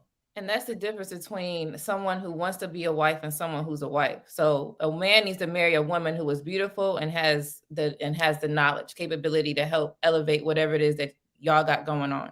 Don't just marry a pretty woman because she's pretty, unless you got it going on already. But even if that woman will still leave you and go to the next man with money. So always have a woman that has some type of logical sense, regardless, like what Jay was saying. It's just that the question was asking just about status symbol only. So that's what I was responding to. All right. Anybody else want to speak on the status symbol? I got to follow up right after this one. Well, go ahead. No, I was going to say, is it a status symbol? I guess, it's no good if she's beautiful, but she can't hold it. Like you said, can't hold a conversation. She's no good. So now you're lightweight, embarrassing to bring her in certain rooms because she can't hold a conversation, because she has no idea what she's talking about. She can't even fake it. I mean, you got some chicks like that. I mean, goddamn. you can't give me 5 minutes of halfway decent conversation so I can at least try, but she's got to be teachable. You know, JR, you said that, and if she's not, then that's a problem. So, look, I'll sacrifice a little bit of beauty as long as she got something between her ears. So, somebody in the chat said, "Can you quantify and I was gonna say that. qualify beautiful?" Anybody care Is to? she what? Is she what I mean, most men desire? yeah. Period. Well, I mean, but like you said, some people's beauty consider. Bruce said he's not full. He's not full of fat chicks. I think Bruiser may find out the fat women disgusting, and I can't disagree with him. But do I like a thick chick? Yeah, I like them thick. I have no problem with that. Yeah, Not at and all. beautiful is up to the man. You know, it's what he can't stop talking about, what he can't, get off of his mind. That's who is the quantifier of that. I think Um, women should. I think women, if they don't already do, they should be able to notice and recognize beauty in a woman more than what a man can. And they shouldn't need them. I think women should start coming to the reality where it shouldn't, like somebody chatted saying, if you look at a man's wife, it tells you about his money. Like it shouldn't take money to make you beautiful. You should just be wanting to be that yourself as a woman, as your natural femininity. You should have possessed that energy and that, you know, you should possess that in yourself as a woman to want to be beautiful at all times, regardless of a man, money, or anything. You should want to be your best. It's something that you should be able to do without anybody telling you to do it. It should be just something that naturally just flows with your lifestyle and who you are as a person. Because once you allow it to be that, nobody can tell you to go to the gym. You know what I'm saying? Nobody can tell you need to go do something with yourself because you already embrace that. That's a part of who you are. It's in your DNA. And that's where the happiness comes from, right? We were talking about happiness on the other stream. That's where a woman has to get her wholeness and happiness from. Because then when you're on that man's arm, you don't even have to fake it. It's just who you are. Is when you come into a room, you make it tilt. It's just something that's not explained and something that's just experienced. But as a woman, you have to have that first. You can't look for a man to make you happy and vice versa. So when you are on his arm, he's not having to coach you to be a certain way in the room, and you just elegantly flow that way. Your femininity is just flowing.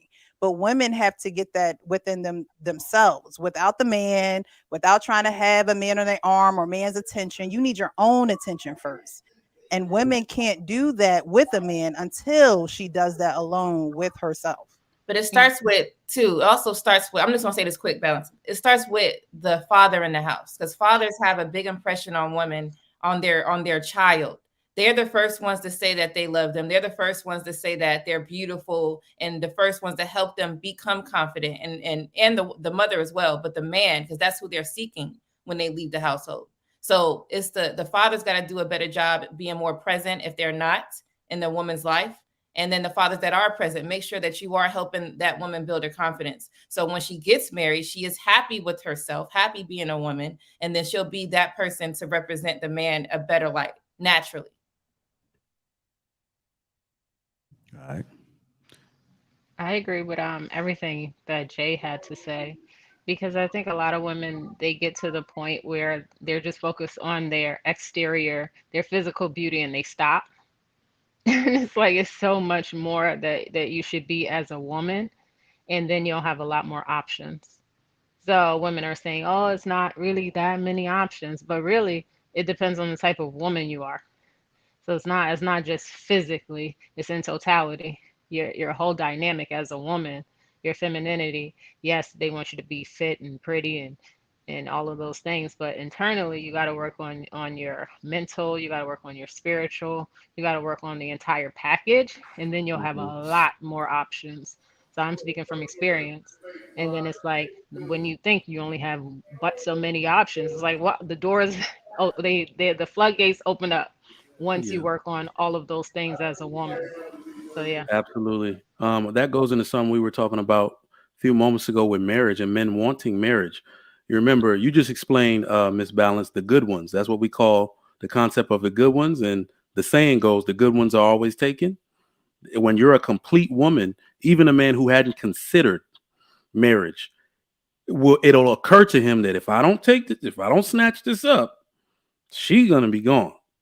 Right? That's the same thing that happened with me. My brother is just like, whether you ready or not, you better get ready. Because this woman right here, in her completeness, she cooks, she cleans, she listens, she conducts herself in a room, she's smart, she's good, she helps me. Like, you're not going to find that every day on every date.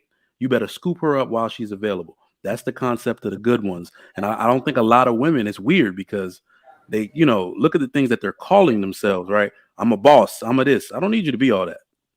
That doesn't make you good in my eyes. So yeah, definitely. If women were more focused on having those substantive qualities that men look for, they would definitely get the ring. Absolutely. Correct me if I'm wrong, ladies, because it seems like it's about maintenance. Because I would advocate that women are born with their value, and their value is being beautiful. That's the primary, and they can just bag a 45-year-old guy that's making millions of dollars just off of their youth and natural given beauty. I think it's just the struggle is maintaining it. Because You know what it is? the difference between that with a man can be handsome, a man can be athletic and all these things and be in shape, but he still has to go out and get established. And that's something he's not born with. You get what I'm saying? But I think for women, it's just struggling what you are naturally, it's struggling to maintain what you have been naturally given at birth. I think it's more than that. You Yeah, know it's what it is, definitely bro? more than that because you can maintain your looks and still have a nasty heart and still have a nasty Well, I'm attitude. talking about primary as what a man value as far as getting in the door. Well, maintenance is the first step. Yes, maintenance is So I think looking in the the mirror maintenance part is the struggle. and looking at reality and saying I need to get my ass in gym, or I need to stop buying X, Y, and Z when I go to the grocery store and go to Produce Junction and get fruits and vegetables more than I get the red meat and ice cream. You know what I mean? Like that has to be a reality for a woman. But after maintenance, you're maintaining more than your body. You have to maintain your mind. You have to maintain your spirit. You got to maintain all of those things as a woman. It is just not into looks, but however, looks is, they say a woman's looks is her currency. Damn. That may get you in a room, but will you be able to stay in that room? Will they want you to come back for the conference? Will they want you to come back to speak in front of a large amount of people? So maintenance definitely is first, because everyone should be maintaining how you look, and putting your best foot forward. But it goes to, your mentality, your spirituality, how far are those things maintained? And I think that if women were able to prioritize all of those things, because some women only prioritize maintaining how they look, right? They'll get their hair done, they'll get their nails done, they'll get the baddest clothes and the heels and everything else, but then they don't maintain the mentality. They're not reading Oh, books. what about the body? What the body? I mean, the physical, right? Oh, because you name all the cosmetics and stuff that attach, but you didn't. You skipped. Well, I'm just speaking of the physical in general, right? But then after the physical, you have to be able to continue to maintain the spirituality, the mentality, and what you consume and your diet, as far as these socials and not just what you eat. So maintaining all of those things, that's a whole that's what you call the full package. You know what I mean? You go to the car wash and you get the first thing, which is just wash my car down. And then you get the second package. Yeah, you get the second package where it's just like, all right, wash a car, do the inside. Then you get the whole package where it's like, do my rims, do my interior, Windex my windows, do all of that. Women need to do all of that. The people that get the total package usually have the luxury cars, the big bodies. Precious. Mm-hmm. And they do it on a monthly, right? They don't even go. They get the monthly membership. Precious, would you agree that if you just skip the hair, the nails, the makeup, all that, and just focus on the body, would you agree with me if I told you a guy would rather optimize his chances with that? Oh yeah, men love natural. Men love natural, but and when I say natural, I mean, you know, you don't have to put on all the makeup and all the eyelashes and the wigs. Men love natural. I'm aware of that. So why do You you know, think? Not as So why do cute. you think Gotta look- women prioritize the makeup, hair, nails, lashes, and all that first? Because women don't want to listen to men when they speak. They want to do what they want to do. Women aren't listening to men when they speak, and that's when men say you're acting like a child. You know how a child be like, "You can't tell me what to do." No, no, no. One of the first words a child says is no. You know, after mommy and daddy or mama and dada, right? No, that's a child's nature to go against you. That's a child's nature. I thought it was laziness. No, it's in It's both. it's in the right, both, but it's in the nature to go against what's wanted, right? So that woman has to again continue to maintain that, continue to feed herself knowledge, continue to seek after knowledge. It goes way past beauty and physicality. It goes in the mind. The woman has to be confident, period. Ain't no man need to tell you that you need to go work out. If your ass got big, go fucking work out, right? You gain 10, 15, 20, 30, 50 damn pounds. Go work out because you know you wasn't looking like that in high school. You know you wasn't looking like that in college. You know when you had a baby, you gain extra weight, or even if you didn't have a baby, you gain extra weight.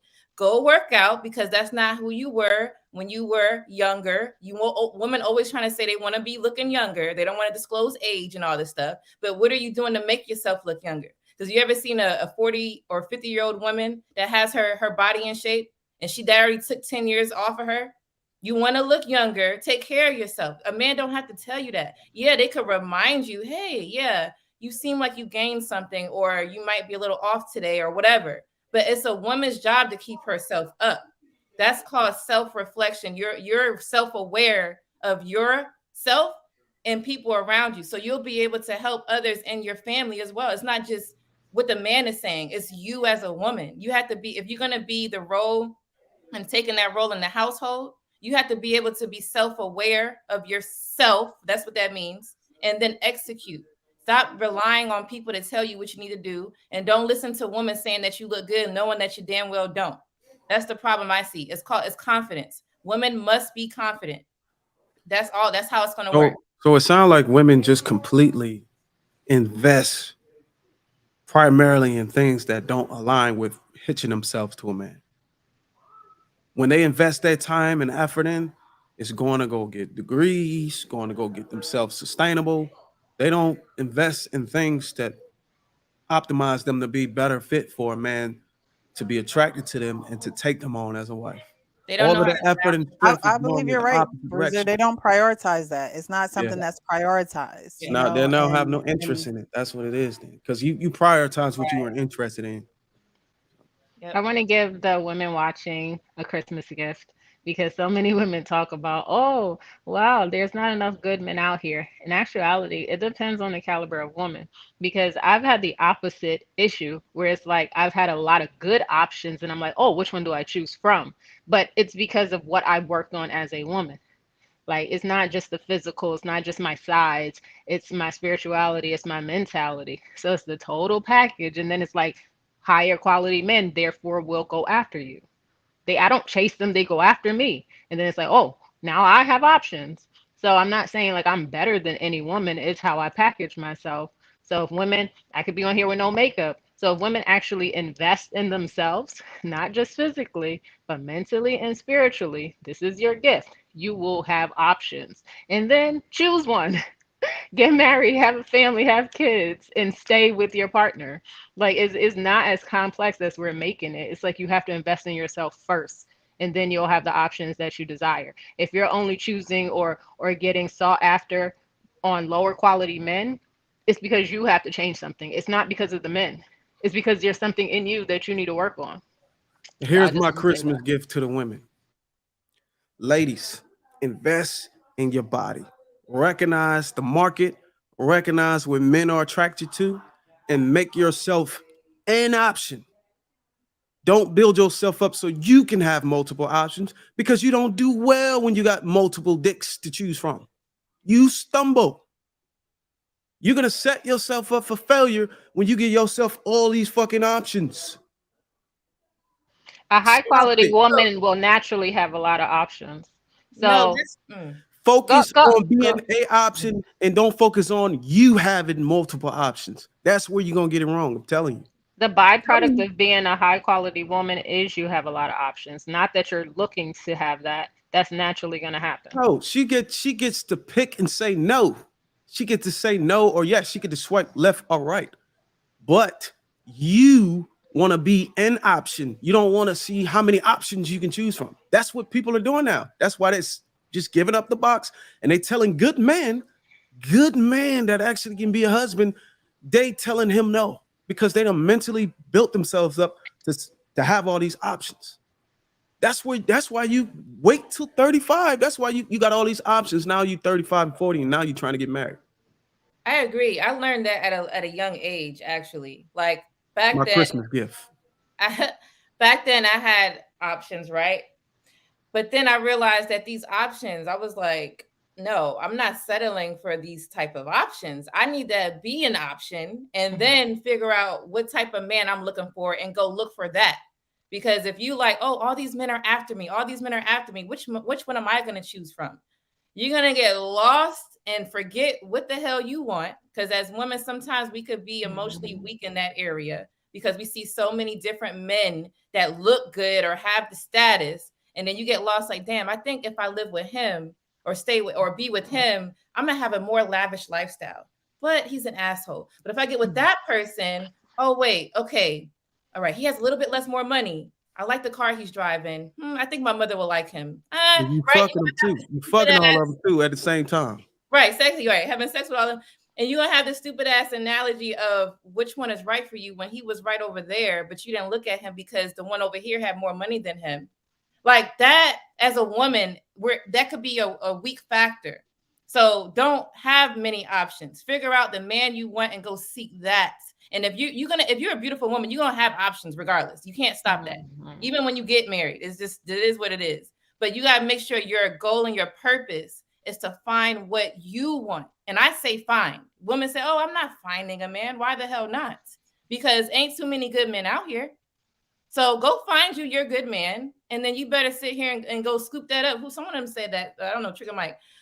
Scoop that man up just like men are scooping good women up because there's not too many out here.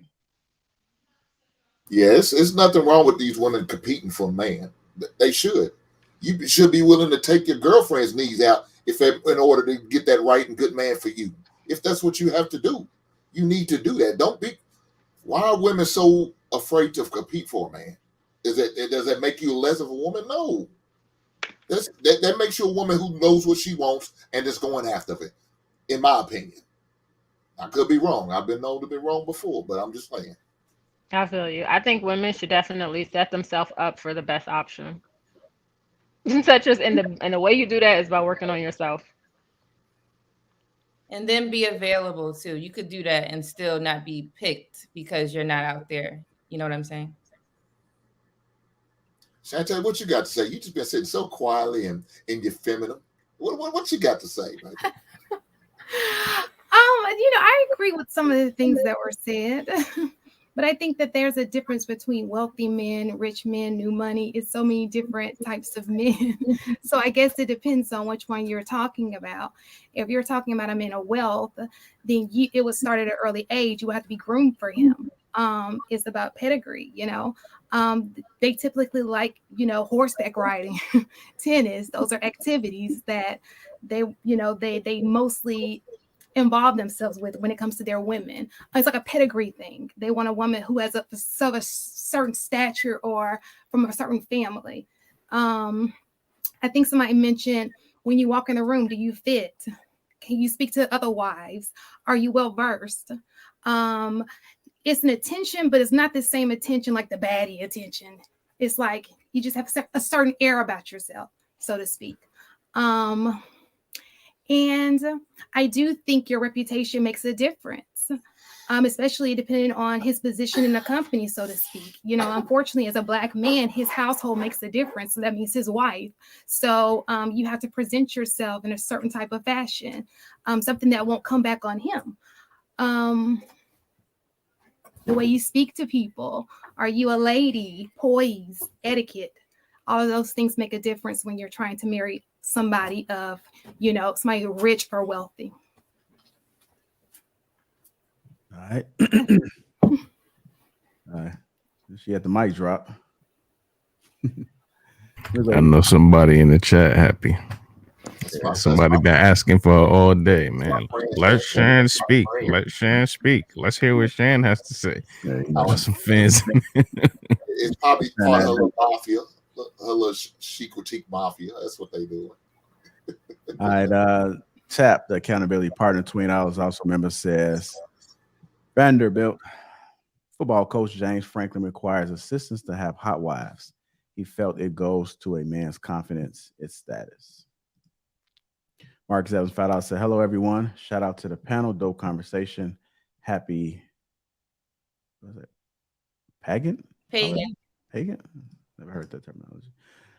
Gooch the Great $5 says, the way a man's woman looks is a reflection of his income.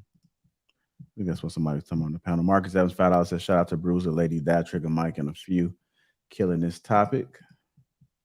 Ray Alexander $10 says, true high value men marry women that are beautiful and intelligent. Power is also equated with intellectual capital, and for highly accomplished men, that translates into wives who are smart and beautiful. Marcus Evans $5 says, true beauty is within. Still low key. $21.10 says, damn, I feel stupid raging in the super chat, not realizing I'm 45 minutes behind. Normally, you have to jump back, but I'm already behind for some reason. Apologies. Merry Christmas, Lapeef. I didn't catch what was going on in the chat, but apology is accepted. Sage Talk with Lee is going to come up next at 3:15 Central Time. The foundation of baby mama and stepdaddy culture. So make sure you guys tune in for that. I did pin that link to the top of the chat. Jay has story to tell. You know what the founder measure. Put that in the chat. Chamonix, Shantae. I'm sorry, Chamonix is a part of She Critique. You can catch them on Fridays at 8 o'clock Central Time on the Lapeef Experience page. The Real Pressures, you want to go ahead and promote. Balance, you want to come back on to promote.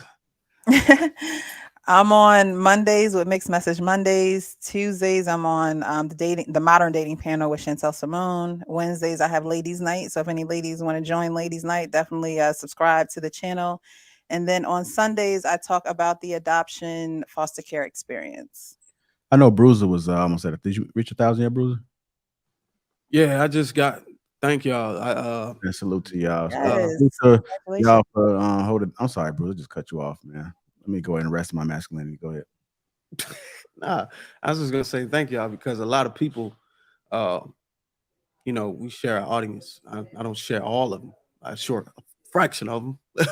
But I wanted to say, if y'all in there and y'all have subscribed to my channel, I appreciate y'all because if it wasn't for y'all, I wouldn't be able to, do what I do and wouldn't have the courage to bring the content. So yeah, I actually reached 1,000 yesterday, and Lady Di sent me a screenshot. She went to one of her other accounts and subscribed because I was at 999 and I needed one more. And she said, I don't know if this is gonna help, but here you go. And I appreciate that, Lady Di. Yeah, there you go, man. A lot of the people on this panel already subscribed, so I know. Appreciate everybody supporting each other. Make sure you guys go ahead and give Bruiser a follow and mods if you're in there. I know I seen Jordan dropping channel, so make sure you guys go ahead and support.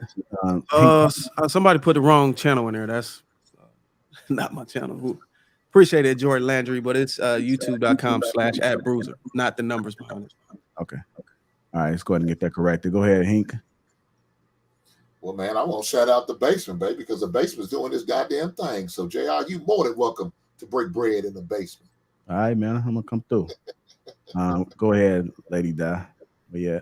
So my name is Lady Di, but I have my page Dating to Marriage Support on here because that's the name of my channel on TikTok, Twitter, Instagram, YouTube, and Facebook. I promote healthy marriage. It's not about how long it is, it's about how happy and healthy you are with that person. Respect. Right now, I'm focusing on the woman and what I see the issues are. So please go on there and check that out. I help support people from dating, relationship, into marriage. I also have live shows weekly. I have a couples show on Fridays.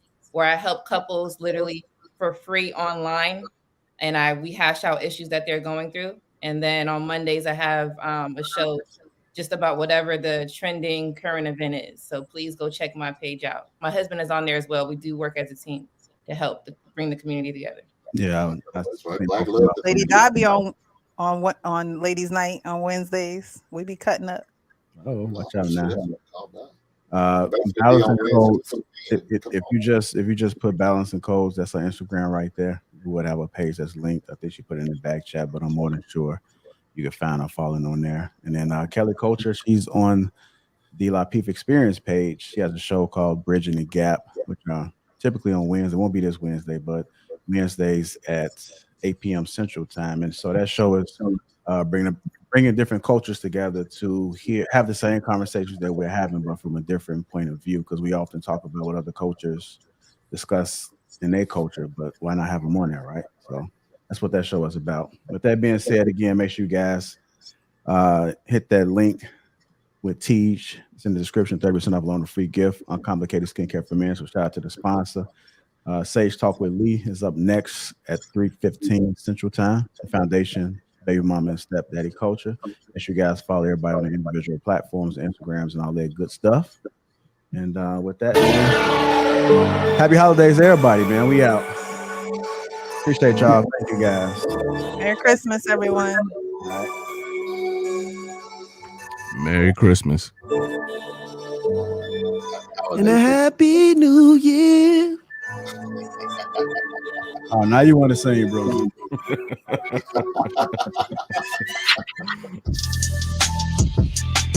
Daddy Culture.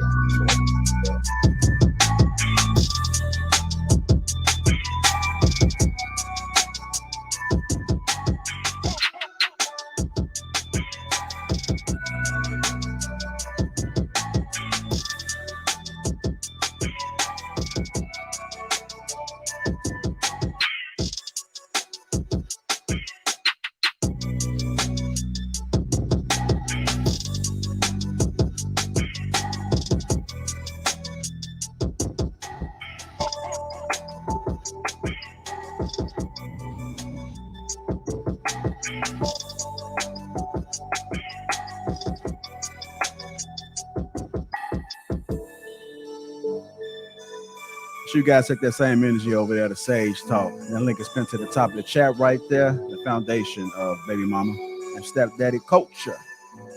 If you haven't already, make sure you guys subscribe to the channel. Also hit that like button. Appreciate you guys attending Lapeefing Sunday. It's been a great show.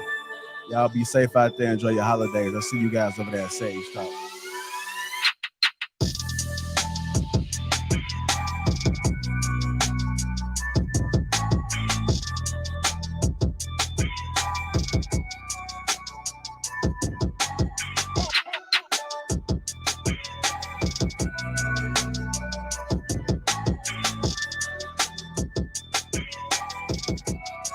The last track. Everybody go over there to Sage Talk. I see you, JB. Shout out to all the Green Gang in the chat.